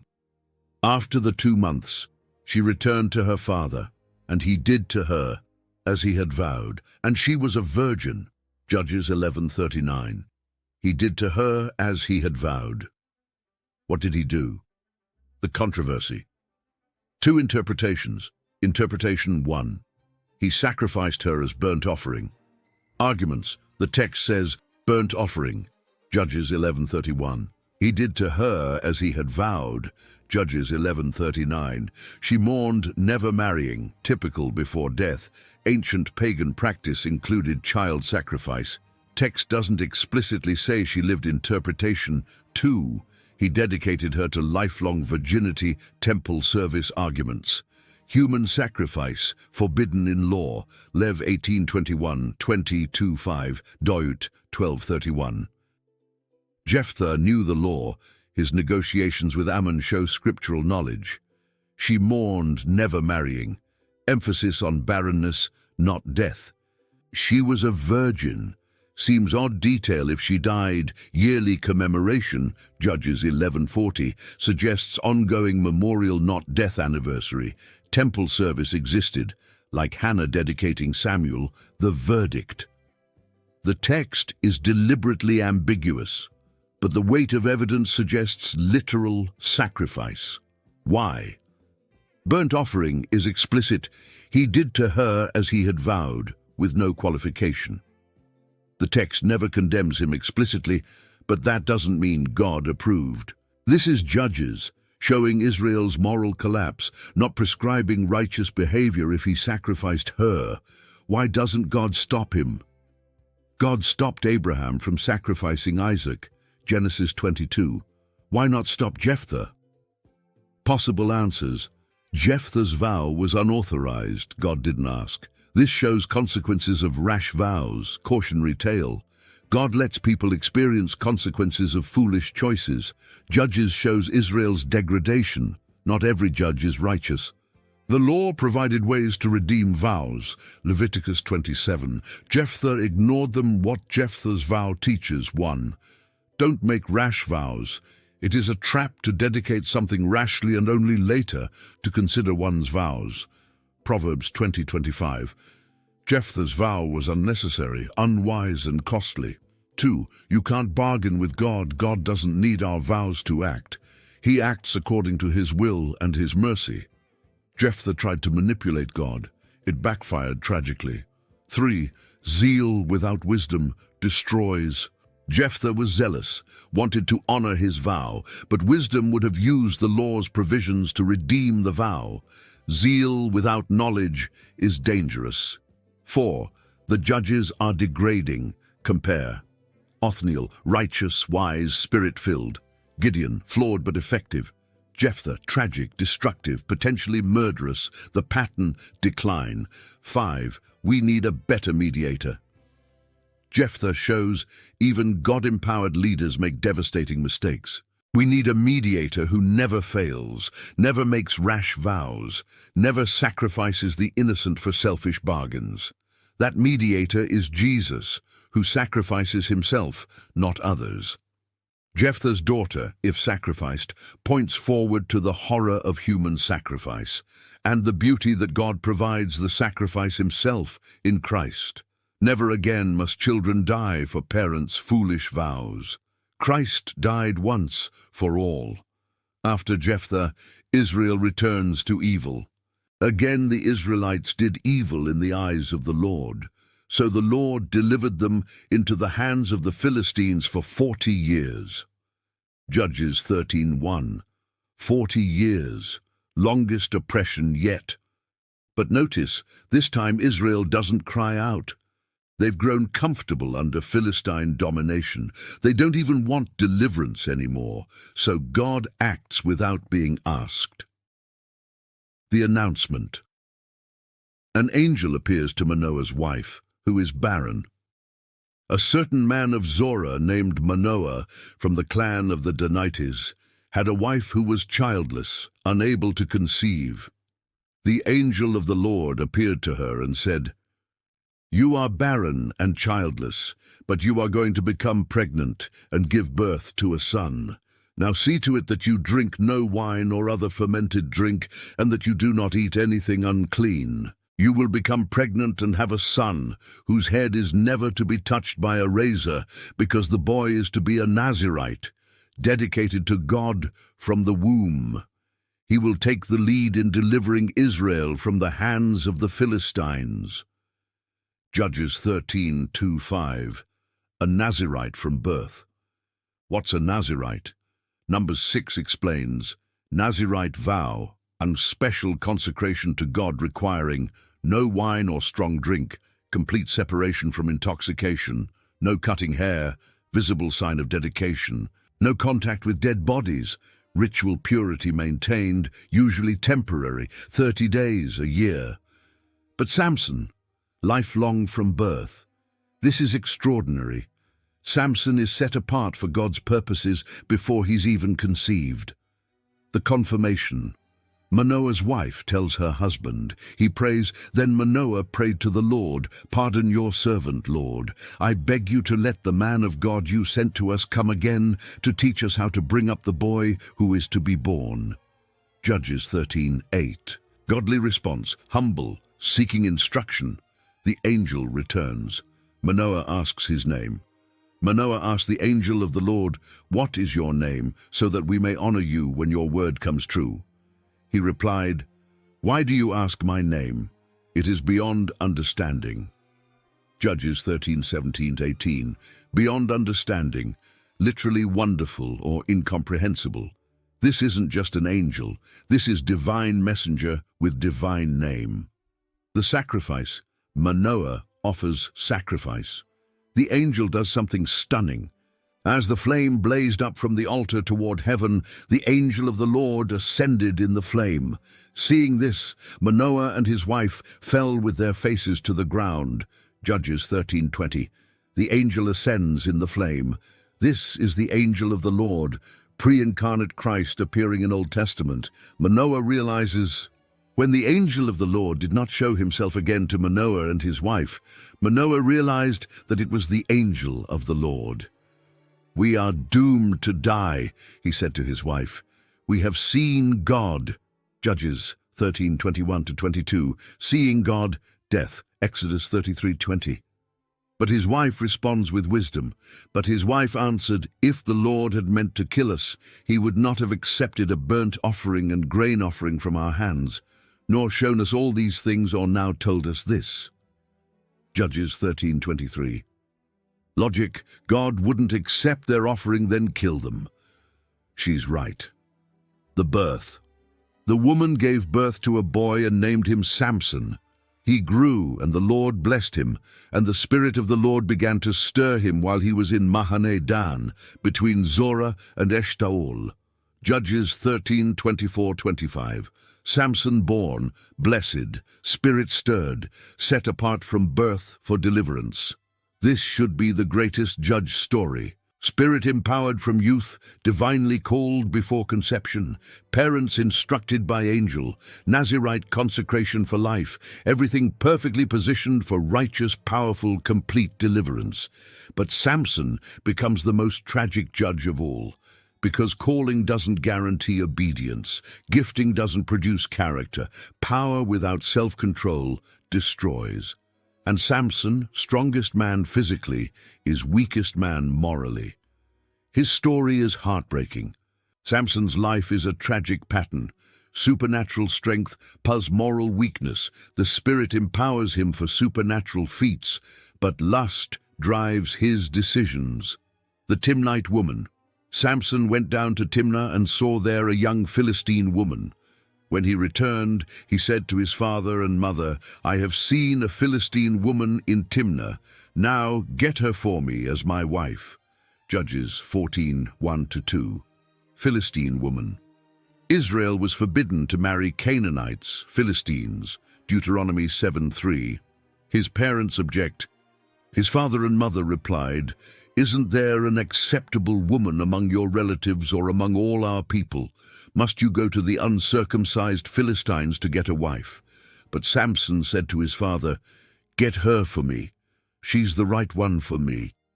Judges 14:3. She's the right one for me. Based on what?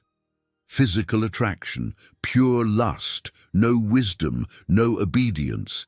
But the text adds, his parents did not know that this was from the Lord, who was seeking an occasion to confront the Philistines, for at that time they were ruling over Israel.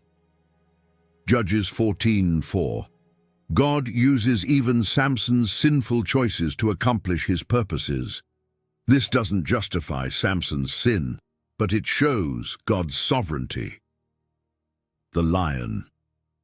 On the way to Timnah, Samson went down to Timnah together with his father and mother. As they approached the vineyards of Timnah, suddenly a young lion came roaring toward him. The Spirit of the Lord came powerfully upon him, so that he tore the lion apart with his bare hands, as he might have torn a young goat. But he told neither his father nor his mother what he had done. Judges 14:5-6. Tore a lion apart with bare hands, supernatural strength, Spirit-empowered.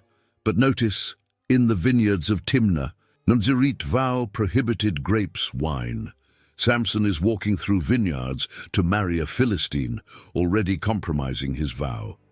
Later, returning to marry her, sometime later, when he went back to marry her, he turned aside to look at the lion's carcass, and in it he saw a swarm of bees and some honey.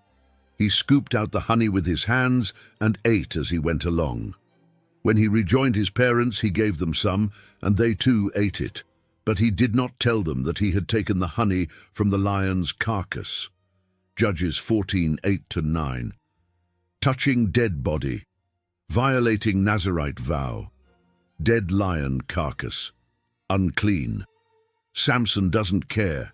He eats the honey and gives it to his parents without telling them the source, making them ritually unclean too. The pattern: gifting without character, power without purity, calling without obedience. The riddle. At the wedding feast, which lasted 7 days, Samson poses a riddle. "Let me tell you a riddle," Samson said to them. "If you can give me the answer within the 7 days of the feast, I will give you 30 linen garments and 30 sets of clothes. If you can't tell me the answer, you must give me 30 linen garments and 30 sets of clothes." Judges 14:12-13. The riddle. Out of the eater, something to eat. Out of the strong, something sweet. Judges 14:14, based on the lion incident. Impossible to guess without knowing the story. The Philistines can't solve it, so they threaten Samson's bride. On the 4th day, they said to Samson's wife, "Coax your husband into explaining the riddle for us, or we will burn you and your father's household to death. Did you invite us here to steal our property?" Judges 14:15, death threat. She has no choice. She manipulates Samson. Then Samson's wife threw herself on him, sobbing, "You hate me. You don't really love me. You've given my people a riddle, but you haven't told me the answer." "I haven't even explained it to my father or mother," he replied. "So why should I explain it to you?" She cried the whole 7 days of the feast. So on the 7th day he finally told her, because she continued to press him. She in turn explained the riddle to her people. Judges 14:16-17. 7 days of emotional manipulation. Samson finally breaks. On the 7th day, the Philistines answer, "Before sunset on the 7th day, the men of the town said to him, 'What is sweeter than honey? What is stronger than a lion?' Samson said to them, 'If you had not plowed with my heifer, you would not have solved my riddle.' Judges 14:18. Plowed with my heifer. You use my wife against me. Samson knows he's been betrayed. The revenge. Then the Spirit of the Lord came powerfully upon him. He went down to Ashkelon, struck down 30 of their men, stripped them of everything, and gave their clothes to those who had explained the riddle. Burning with anger, he returned to his father's home. Judges 14:19. Spirit-empowered violence. Samson kills 30 Philistines to pay his gambling debt, then abandons his bride. And Samson's wife was given to one of his companions who had attended him at the feast. Judges 14:20. His friend marries his wife. Later, Samson returns wanting his wife back. In time of wheat harvest, Samson took a young goat and went to visit his wife. He said, "I'm going to my wife's room." But her father would not let him go in.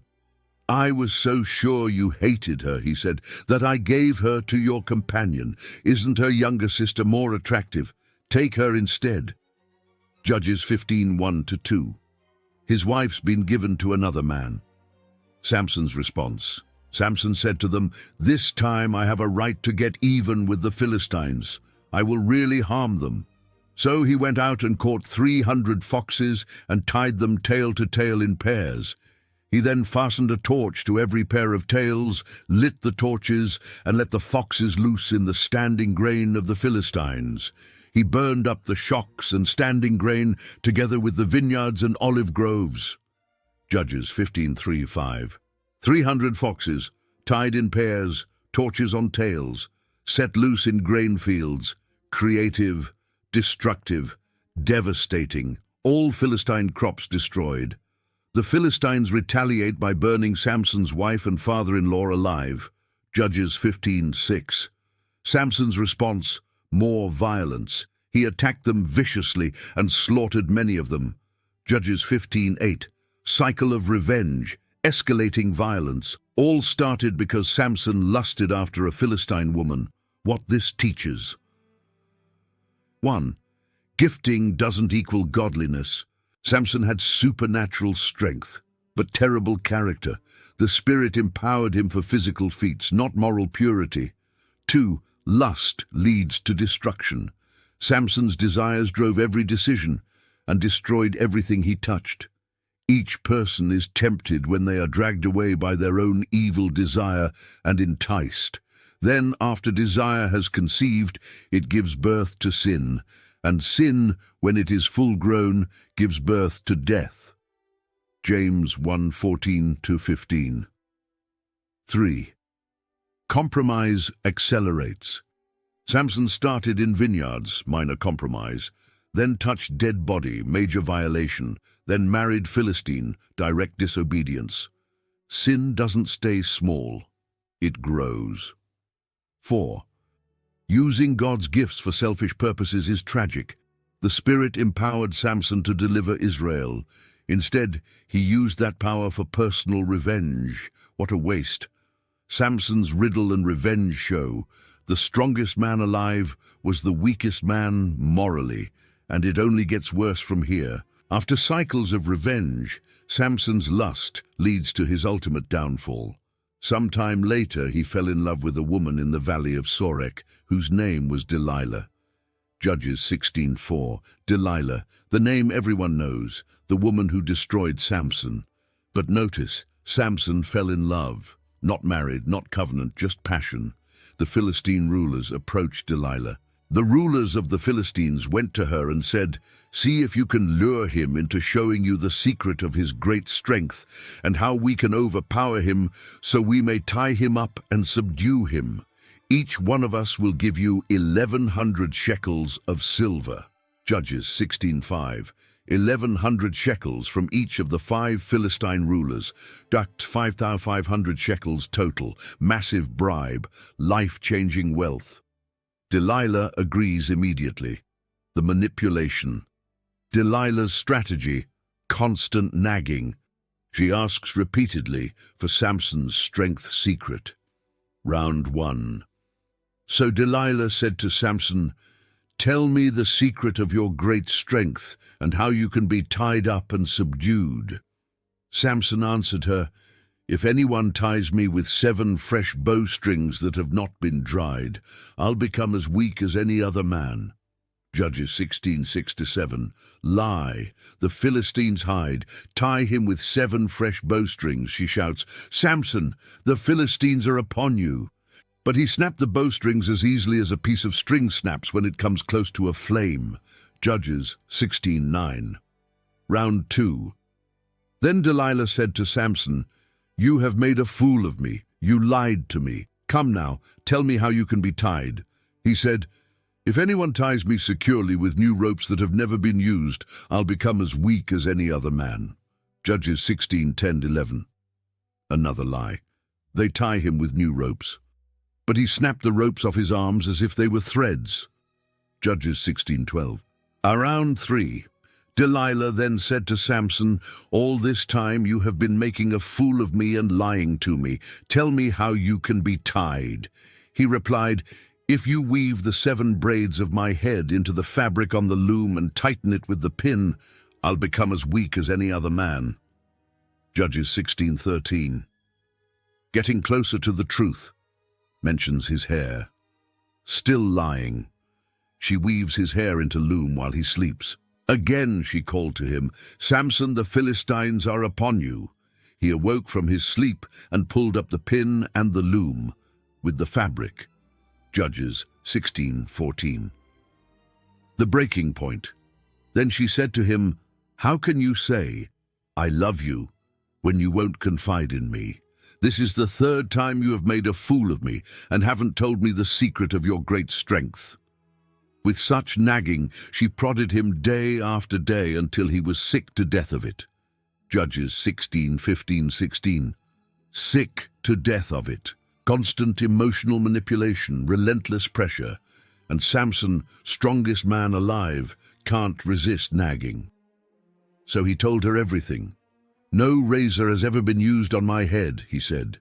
because I have been a Nazirite dedicated to God from my mother's womb. If my head were shaved, my strength would leave me, and I would become as weak as any other man." Judges 16:17. He told her everything. After 3 betrayals, he still trusts her. Lust blinds completely. The betrayal. When Delilah saw that he had told her everything, she sent word to the rulers of the Philistines, "Come back once more, he has told me everything." So the rulers of the Philistines returned with the silver in their hands. After putting him to sleep on her lap, she called for someone to shave off the 7 braids of his hair, and so began to subdue him, and his strength left him. Judges 16:18-19. Asleep on her lap, vulnerable, trusting, she shaves his head. His Nazirite vow, unbroken from birth, violated, and his strength vanishes. Then she called, "Samson, the Philistines are upon you." He awoke from his sleep and thought, "I'll go out as before and shake myself free." But he did not know that the Lord had left him. Judges 16:20. He did not know that the Lord had left him. Most tragic sentence in Samson's story. He thought nothing had changed, but everything had. God's presence, the source of his strength, was gone. The capture. Then the Philistines seized him, gouged out his eyes, and took him down to Gaza. Binding him with bronze shackles, they set him to grinding grain in the prison. Judges 16:21. Eyes gouged out. Bronze shackles, grinding grain like an animal. The mighty deliverer, reduced to blind slave doing woman's work. The humiliation. Now the rulers of the Philistines assembled to offer a great sacrifice to Dagon their god, and to celebrate, saying, "Our God has delivered Samson, our enemy, into our hands." Judges 16:23. They credit their false god, Dagon. When the people saw him, they praised their God, saying, "Our God has delivered our enemy into our hands, the one who laid waste our land and multiplied our slain." Judges 16:24. Samson, paraded as trophy, mocked, humiliated. While they were in high spirits, they shouted, "Bring out Samson to entertain us." So they called Samson out of the prison, and he performed for them, when they stood him among the pillars. Judges 16:25. Entertainment, circus act. The Nazirite dedicated from birth, performing for pagan drunks. But the text adds a detail, "But the hair on his head began to grow again after it had been shaved." Judges 16:22. His hair is growing back. What Samson and Delilah teach. 1. Lust makes you stupid. Samson, strongest man alive, couldn't resist beautiful, manipulative woman. After 3 obvious betrayals, he still told her the truth. Sexual desire can override all logic. 2. Compromise leads to catastrophe. Samson compromised his vow gradually. Vineyards, minor, dead lion, moderate, Philistine woman, major, Delilah revealing secret, total. Each step made the next easier. 3. Strength without character is worthless. Physical power meant nothing when Samson lacked moral strength. Better a patient person than a warrior, one with self-control than one who takes a city. Proverbs 16:32. 4. God's presence is the only real power. He did not know that the Lord had left him. Without God, Samson was just another man. With God, he was unstoppable. 5. Sin always costs more than you expect, Samson thought. I'll just enjoy this woman. What harm could it do? Cost. His eyes, his freedom, his dignity, his calling. Sin promises pleasure, delivers death. Samson and Delilah prove the strongest man physically can be the weakest man morally, and moral weakness destroys more completely than any physical enemy.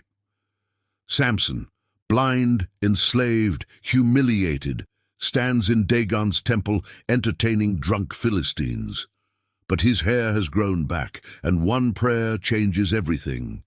The prayer. Then Samson prayed to the Lord, "Sovereign Lord, remember me. Please, God, strengthen me just once more, and let me with one blow get revenge on the Philistines for my 2 eyes." Then Samson reached toward the two central pillars on which the temple stood. Bracing himself against them, his right hand on the one and his left hand on the other, Samson said, "Let me die with the Philistines." Then he pushed with all his might, and down came the temple on the rulers and all the people in it. Thus he killed many more when he died than while he lived. Judges 16:28-30. Remember me, strengthen me just once more. Not repentance for disobedience, not confession of violating Nazirite vow, not plea for restoration to calling, just let me get revenge. Even Samson's final prayer is about personal vengeance, not God's glory. The collapse. Samson pushes the central pillars. The entire temple collapses. Thus he killed many more when he died than while he lived. Judges 16:30. Archaeology confirms Philistine temples had central wooden pillars supporting roof. One strong man could theoretically collapse them if positioned correctly. Thousands died in the collapse, including all 5 Philistine rulers, implied by rulers and all the people. The burial. Then his brothers and his father's whole family went down to get him. They brought him back and buried him between Zorah and Eshtaol in the tomb of Manoah his father. He had led Israel 20 years. Judges 16:31. His family retrieves his body, buries him with honor. He had led Israel 20 years. But what kind of leadership? He never mobilized Israel for war. He never united the tribes. He never drove out the Philistines. He fought alone for personal revenge. And when he died, the Philistines still oppressed Israel. His leadership accomplished nothing permanent. The tragedy. Samson's life is the saddest in Judges because of what could have been. He had divine calling before birth, angelic announcement, godly parents instructed by angel Nazirite, consecration from womb, spirit empowerment repeatedly, supernatural strength, 20 years of influence. He wasted it all on lust for foreign women, personal revenge, violating his vow, selfish pursuits, individual glory, refusing to lead Israel corporately. He should have been the greatest judge. Instead, he's the most tragic. Hebrews 11 includes Samson. Surprisingly, Hebrews lists Samson among faith heroes. And what more shall I say? I do not have time to tell about Gideon, Barak, Samson, and Jephthah, about David and Samuel and the prophets, who through faith conquered kingdoms, administered justice, and gained what was promised, who shut the mouths of lions, quenched the fury of the flames, and escaped the edge of the sword, whose weakness was turned to strength. Hebrews 11:32-34. Why is Samson included? Not because his life was exemplary, but because even at the end, blind, enslaved, humiliated, he turned to God. His final prayer, flawed as it was, showed faith that God could still use him. And God answered. What Samson's death teaches. 1. It's never too late to turn to God. Samson wasted his life, but in his final moment, he prayed, and God answered. It is never too late to cry out to God. 2. God can use even compromised servants. Samson violated his vow, married pagans, acted selfishly. Yet God still empowered his final act. Not because Samson deserved it, because God is merciful. 3. Wasted potential is heartbreaking. Samson killed more in death than in life. Imagine what he could have accomplished if he'd lived righteously for 20 years. Wasted potential is tragedy. 4. Revenge isn't victory. Samson got revenge, but Israel remained oppressed. Revenge satisfies momentarily. It doesn't deliver permanently. 5. We need more than human judges. Samson, strongest man, spirit-empowered, divinely called, couldn't save Israel. Why? Because individual strength can't fix corporate rebellion. Israel needs a king, not a flawed human king, a perfect divine king who transforms hearts, not just defeats enemies. Samson's death proves temporary judges with temporary empowerment produce temporary results. Only permanent king with permanent spirit produces permanent transformation. That king is coming. But first, Israel must hit absolute rock bottom. And in the final chapters of Judges they do. Judges 19 to 21 contains the most disturbing narrative in the Old Testament. It's graphic, brutal, horrifying, and it shows how far Israel has fallen. There's no judge here, no deliverance, no victory. Just moral collapse so complete it defies comprehension. The setup. In those days, Israel had no king. Judges 19:1. This phrase frames the entire section. Moral chaos because there's no central authority. A Levite who lived in a remote area in the hill country of Ephraim took a concubine from Bethlehem in Judah, but she was unfaithful to him. She left him and went back to her parents' home in Bethlehem, Judah. After she had been there 4 months, her husband went to her to persuade her to return. Judges 19:1-3. Levite. Judges supposed to be spiritual leader. Concubine. Secondary wife, lesser status. She leaves him, possibly because of abuse. Text unclear. He goes to retrieve her. The hospitality. Her father welcomes the Levite. They feast for days. They travel late, needing lodging. As they neared Jebus, that is, Jerusalem, the day was almost gone. So the servant said to his master, "Come, let's stop at this city of the Jebusites and spend the night." His master replied, "No, we won't go into any city whose people are not Israelites. We will go on to Gibeah."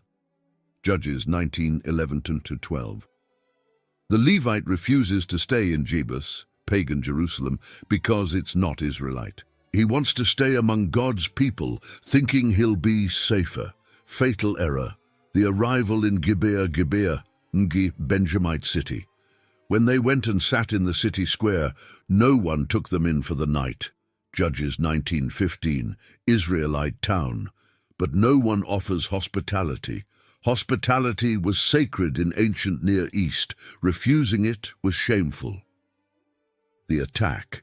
While they were enjoying themselves, some of the wicked men of the city surrounded the house. Pounding on the door, they shouted to the old man who owned the house, "Bring out the man who came to your house so we can have sex with him." Judges 19:22. Identical to Sodom, Genesis 19, wicked men surrounding the house, demanding homosexual rape. Gibeah, Israelite Sodom, God's people, worse than Sodom. The old man offers horrifying alternative. The owner of the house went outside and said to them, "No, my friends, don't be so vile.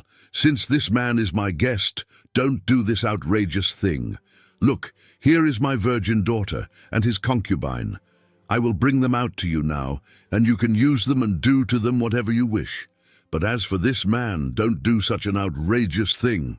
Judges 19:23-24. He offers his virgin daughter and the Levite's concubine to be gang-raped to protect male guests' honor. This is the moral collapse. Women valued less than hospitality code. The mob refuses. The Levite's betrayal. But the men would not listen to him, so the man took his concubine and sent her outside to them, and they raped her and abused her throughout the night. And at dawn, they let her go. Judges 19:25. The Levite threw his concubine to the mob to save himself. She's gang-raped all night, abused until dawn. The horror. At daybreak, the woman went back to the house where her master was staying, fell down at the door, and lay there until daylight. When her master got up in the morning and opened the door of the house and stepped out to continue on his way, there lay his concubine, fallen in the doorway of the house with her hands on the threshold. Judges 19:26-27. She crawls back to the house, falls at the door, hands on threshold, reaching for help, and dies there. The Levite's response. He said to her, "Get up, let's go." But there was no answer. Judges 19:28. No compassion, no horror, no grief, just, "Get up, let's go." She's dead. The desecration. When he reached home, he took a knife and cut up his concubine, limb by limb, into 12 parts and sent them into all the areas of Israel. Judges 19:29. He dismembers her corpse, sends pieces to all 12 tribes. This should shock Israel into action. And it does, But the response is almost as horrifying as the crime. What this teaches: 1. Moral collapse is complete. Israel shone worse than Sodom. Levite, and supposed spiritual leader, acts with utter depravity. Benjamites, God's people, commit gang rape and murder. No king shine moral chaos. 2. Women are devalued completely. Offered to mob to protect male honor, thrown to rapists by her protector, dismembered and used as political message, complete objectification. 3. Religious position doesn't equal righteousness. Levite, priestly tribe, spiritual leader. Also coward, abuser, desecrator of corpse. Title doesn't guarantee character. 4. Sin escalates without restraint. Israel started with incomplete conquest, led to intermarriage, idolatry. Now, rape, murder, dismemberment, all among God's people. 5. We desperately need a king. In those days, Israel had no king. Repeated constantly, Israel needs authority, leadership, righteousness. They don't have it. This is the darkest moment in Judges, but it gets worse. Because Israel's response to this horror creates civil war, all Israel assembles in response to the Levites' message. Then all Israel from Dan to Beersheba and from the land of Gilead came together as one and assembled before the Lord in Mizpah. Judges 21, United Assembly. Rare in Judges, the Levite explains with selective details, omitting that he threw his concubine to the mob. Israel's response: all the men rose up together as one, saying, "None of us will go home. No, not one of us will return to his house. But now this is what we'll do to Gibeah. We'll go up against it in the order decided by casting lots." Judges 28:9. Righteous anger. Demand for justice. They send message to Benjamin: "Now turn over the wicked men of Gibeah, so that we may put them to death and purge the evil from Israel." Judges 20:13. Reasonable demand. Execute the guilty. Benjamin's response: but the Benjamites would not listen to their fellow Israelites. From their towns they came together at Gibeah to fight against the Israelites. Judges 20:13-14. Benjamin refuses to hand over the criminals. Instead, they defend them. Why? Tribal loyalty over righteousness. The first battle. Israel, 400,000 soldiers. Benjamin, 26,000 soldiers, plus 700 left-handed sling experts. Israel seeks the Lord. "Who of us is to go up first to fight against the Benjamites?" The Lord replied, "Judah shall go first." Judges 20:18. God says Judah goes first. But notice, God doesn't promise victory. The Benjamites came out of Gibeah and cut down 22,000 Israelites on the battlefield that day. Judges 20:21. 22,000 Israelites killed. They lost despite seeking God. Why? The second battle. Israel weeps, inquires again. The Israelites went up and wept before the Lord until evening, and they inquired of the Lord. They said, "Shall we go up again to fight against the Benjamites, our fellow Israelites?" The Lord answered, "Go up against them." Judges 20:23.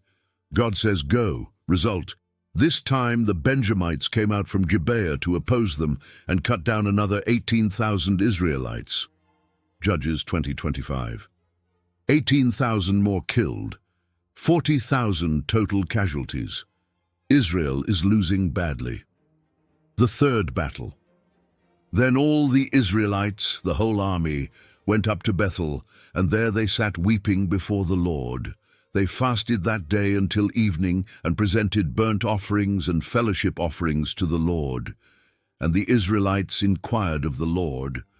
In those days the ark of the covenant of God was there, with Phinehas son of Eleazar, the son of Aaron, ministering before it.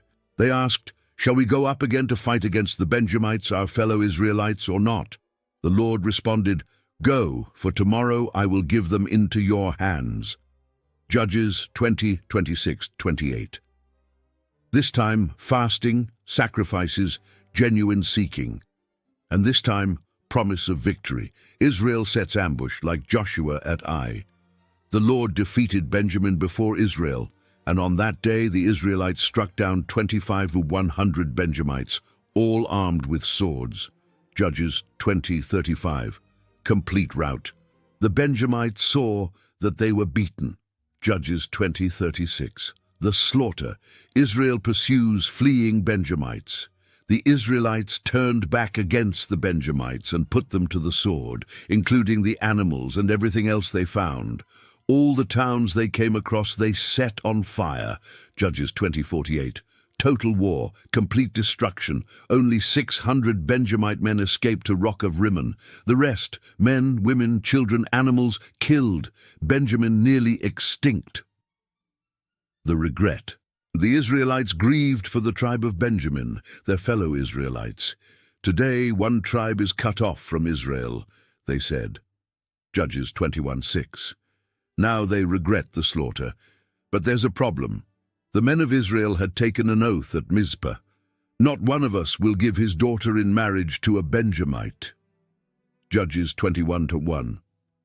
They vowed not to give wives to Benjamin. But without wives, Benjamin will disappear completely. Israel faces dilemma. How to preserve Benjamin without breaking their vow? The solution. They discover Jabesh Gilead didn't send soldiers to the assembly, so they attack Jabesh Gilead. So the assembly sent 12,000 fighting men with instructions to go to Jabesh Gilead and put to the sword those living there, including the women and children. This is what you are to do, they said. Kill every male and every woman who is not a virgin. Judges 21:10-11. They find 400 virgins. Give them to the 600 surviving Benjamites, still 200 Benjamites without wives. The kidnapping. The elders devise another plan. Look, there is the annual festival of the Lord in Shiloh.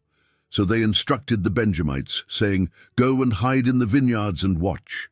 When the young women of Shiloh come out to join in the dancing, rush from the vineyards, and each of you seize one of them to be your wife.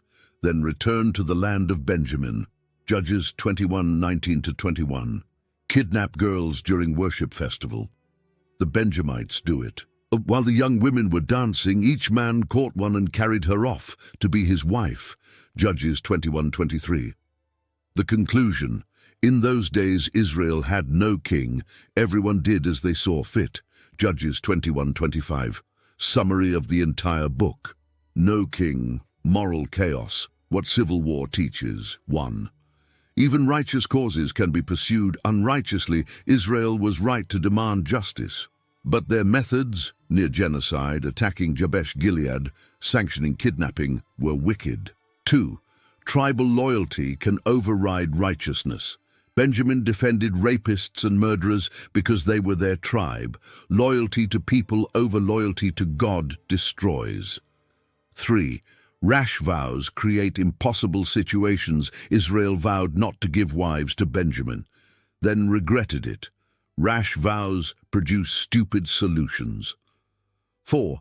Inquiry without repentance doesn't guarantee success. Israel asked God twice, lost twice. Only when they fasted, sacrificed, truly sought him did they win. 5. Everyone doing what's right in their own eyes produces chaos, no king, no central authority, no moral compass. Result: rape, murder, civil war, genocide, kidnapping, all among God's people. The desperate need. Judges ends in total moral collapse. The cycle no longer works. There are no more deliverers, just chaos. Israel desperately needs a king, a righteous king, a king who transforms hearts, not just defeats enemies. That king is coming. His name is David. And beyond David, another king. Eternal, perfect, transforming. His name is Jesus. But Judges doesn't tell that story. Judges ends in darkness, crying out for light. The book of Judges ends not with victory, but with chaos, not with deliverance, but with depravity, not with a hero, but with horror. The final verse summarizes everything. In those days, Israel had no king. Everyone did as they saw fit. Judges 21:25. Or more literally, Everyone did what was right in their own eyes. This phrase appears 4 times in Judges, 17:6, 18:1, 19:1, 21:25. It's the diagnosis of Israel's disease: moral relativism, self-determined ethics, autonomous authority. When everyone decides for themselves what's right, chaos is inevitable. The pattern. Throughout Judges, look at what right in their own eyes produced: incomplete conquest. We'll keep some Canaanites as slaves instead of driving them out completely. Judges 1. Idolatry. We'll worship Yahweh and Baal. Judges 2:11-13. Micah's idol and hired Levite, personal shrine, kidnapped priest. Judges 17-18. Jephthah's rash vow, possibly sacrificing his daughter. Judges 11. Samson's lust. She's right for me, regardless of God's law. Judges 14:3. Levite's concubine, gang rape, murder, dismemberment. Judges 19. Civil war, near genocide of Benjamin. Judges 20. Sanctioned kidnapping, stealing wives during worship. Judges 21. Every atrocity justified by personal preference, every compromise rationalized by individual choice. The result: moral collapse so complete, Israel became worse than the pagan nations around them. The contrast with Deuteronomy. Remember how Judges started? Joshua's generation served the Lord because they experienced everything the Lord had done for Israel. Joshua 24:31. Next generation knew neither the Lord nor what he had done. Judges 2:10. Why? Because they ignored Deuteronomy's commands. Deuteronomy said, "These commandments that I give you today are to be on your hearts. Impress them on your children. Talk about them when you sit at home, and when you walk along the road, when you lie down, and when you get up." Deuteronomy 6:6-7. Judges showed they didn't teach their children. Deuteronomy said, "Be careful, or you will be enticed to turn away and worship other gods and bow down to them." Deuteronomy 11:16. Judges showed they turned away immediately. Deuteronomy said, "Drive out all the inhabitants of the land before you." Numbers 33:52. Judges showed they compromised, coexisted, intermarried. Deuteronomy said, "The Lord your God is God of gods and Lord of lords, the great God, mighty and awesome, who shows no partiality and accepts no bribes. He defends the cause of the fatherless and the widow and loves the foreigner." Deuteronomy 10:17-18. Judges showed they valued tribal loyalty over justice, threw women to mobs, oppressed the vulnerable. Judges is what happens when you ignore Deuteronomy. The progressive degradation. Notice the judges themselves deteriorate. Early judges: Othniel, righteous, spirit-filled, no character flaws mentioned. Ehud, creative, effective, obedient. Deborah, wise, prophetic, righteous. Gideon starts strong, ends with golden ephod. Middle judges: Jephthah, rash vow, possibly child sacrifice. Samson, constant lust, violates Nazirite vow, personal revenge. End: no judges at all, just chaos, rape, murder, civil war. The deliverers themselves decline morally as Israel declines spiritually. The theological point: Judges proves several theological truths. 1. Humans cannot save themselves. 13 Judges, temporary deliverances, but no lasting transformation. External rescue without internal change is useless. 2. The cycle of sin is predictable and progressive. Sin, oppression cry, deliverance, peace, death of judge, worse sin. Each cycle degrades further. 3. Moral relativism destroys societies. Everyone did what was right in their own eyes. Chaos, violence, injustice, atrocity. Absolute truth matters. Objective morality matters.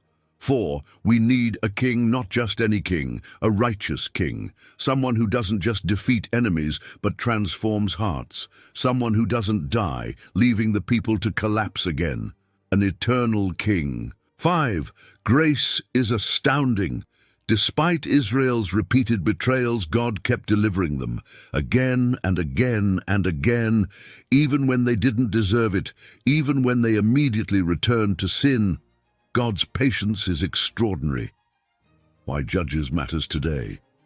We live in an era of everyone did what was right in their own eyes. Personal preference elevated above objective truth. Individual autonomy worshipped as highest value. You do you. Truth is relative. Don't impose your morality. Judges shows where that leads. Chaos, violence, injustice, moral collapse. We desperately need what Israel needed, a king who establishes righteousness, truth that transcends personal preference, transformation that changes hearts, not just circumstances. That king exists. His name is Jesus. He doesn't just deliver from external enemies. He transforms internal hearts. He doesn't die, leaving us to collapse. He rose, reigning eternally. He doesn't tolerate moral relativism. He is truth, objective, absolute, eternal. The final question Judges ends asking implicitly, will Israel ever get a king? Yes, eventually. First Saul, failure. Then David, partial success. Then Solomon, compromise. Then divided kingdom, disaster. Human kings fail too, but beyond all human kings, one perfect king, Jesus. The king Israel needed, the king we need, the king whose kingdom has no end. Judges shows us the problem. Jesus is the solution. Conclusion, the cycle that almost destroyed Israel. The book of Judges is Israel's darkest spiritual cycle. 13 judges, multiple cycles, progressive moral collapse. From Othniel, righteous, spirit-filled, victorious, to chaos, rape, murder, civil war, moral anarchy. From Israel served the Lord throughout Joshua's lifetime, to everyone did what was right in their own eyes. One generation of faithful obedience, followed by centuries of repeated rebellion. The pattern was clear. Sin, oppression, cry, deliverance, peace, death of judge. Worse sin. The lesson was brutal. External deliverance without internal transformation is temporary. Judges can defeat enemies, but they can't change hearts. Each cycle worse than the last. What went wrong? Failed generational transmission. Joshua's generation experienced miracles, but they didn't teach the next generation effectively. Another generation grew up who knew neither the Lord nor what he had done for Israel. Judges 2:10. One generation gap, catastrophic spiritual collapse, incomplete conquest. Israel compromised, didn't drive out all inhabitants. Result, intermarriage, idolatry, moral corruption. Moral relativism. Everyone did what was right in their own eyes. No king, no central authority, no moral compass. Personal preference elevated above divine command. Result, chaos, violence, atrocity. The desperate need. Israel needed a king, not a temporary judge who dies, not a flawed human who compromises, a righteous, eternal, transforming king. The progressive revelation. Judges shows we can't save ourselves. 13 judges tried. All failed long-term, cycles continued, degradation progressed, external rescue isn't enough. Hearts must change, and judges can't change hearts. What Judges teaches today. 1. Faith is one generation away from extinction. Don't assume your children will automatically inherit faith. Teach them, intentionally, constantly, deliberately. 2. Compromise accelerates. Small compromises lead to massive failures. Incomplete obedience is disobedience. 3. Moral relativism destroys. Everyone doing what's right in their own eyes produces chaos. Objective truth matters. 4. External deliverance without internal transformation is temporary. Changed circumstances don't change hearts. Only God transforms from within. 5. We need a perfect king. Human leaders fail. Even spirit-empowered judges couldn't produce lasting change. We need Jesus, eternal king who transforms hearts. The bridge to what's next. Judges ends in darkness. Israel desperate for a king. 1 Samuel provides one, Saul. He fails. Then David, better but still flawed. Then Solomon, wise but compromised. Then divided kingdom, disaster. Human kings can't fix the heart problem. Only one king can. The king we need. Jesus doesn't just defeat external enemies. He defeats internal sin. He doesn't just deliver from circumstances. He transforms hearts. He doesn't die, leaving us to collapse. He rose, reigning eternally. He doesn't tolerate moral relativism. He is truth, objective, absolute, eternal. He doesn't just bring temporary peace. He brings eternal reconciliation. The choice remains. Just like Israel faced repeatedly, will you serve the Lord? Or follow what's right in your own eyes? Will you teach the next generation, or let faith die? Will you obey completely, or compromise partially? Will you seek external deliverance, or internal transformation? Judges warns, the cycle destroys. Jesus offers the transformation that lasts. In those days, Israel had no king, but we have a king. His name is Jesus, and his kingdom has no end.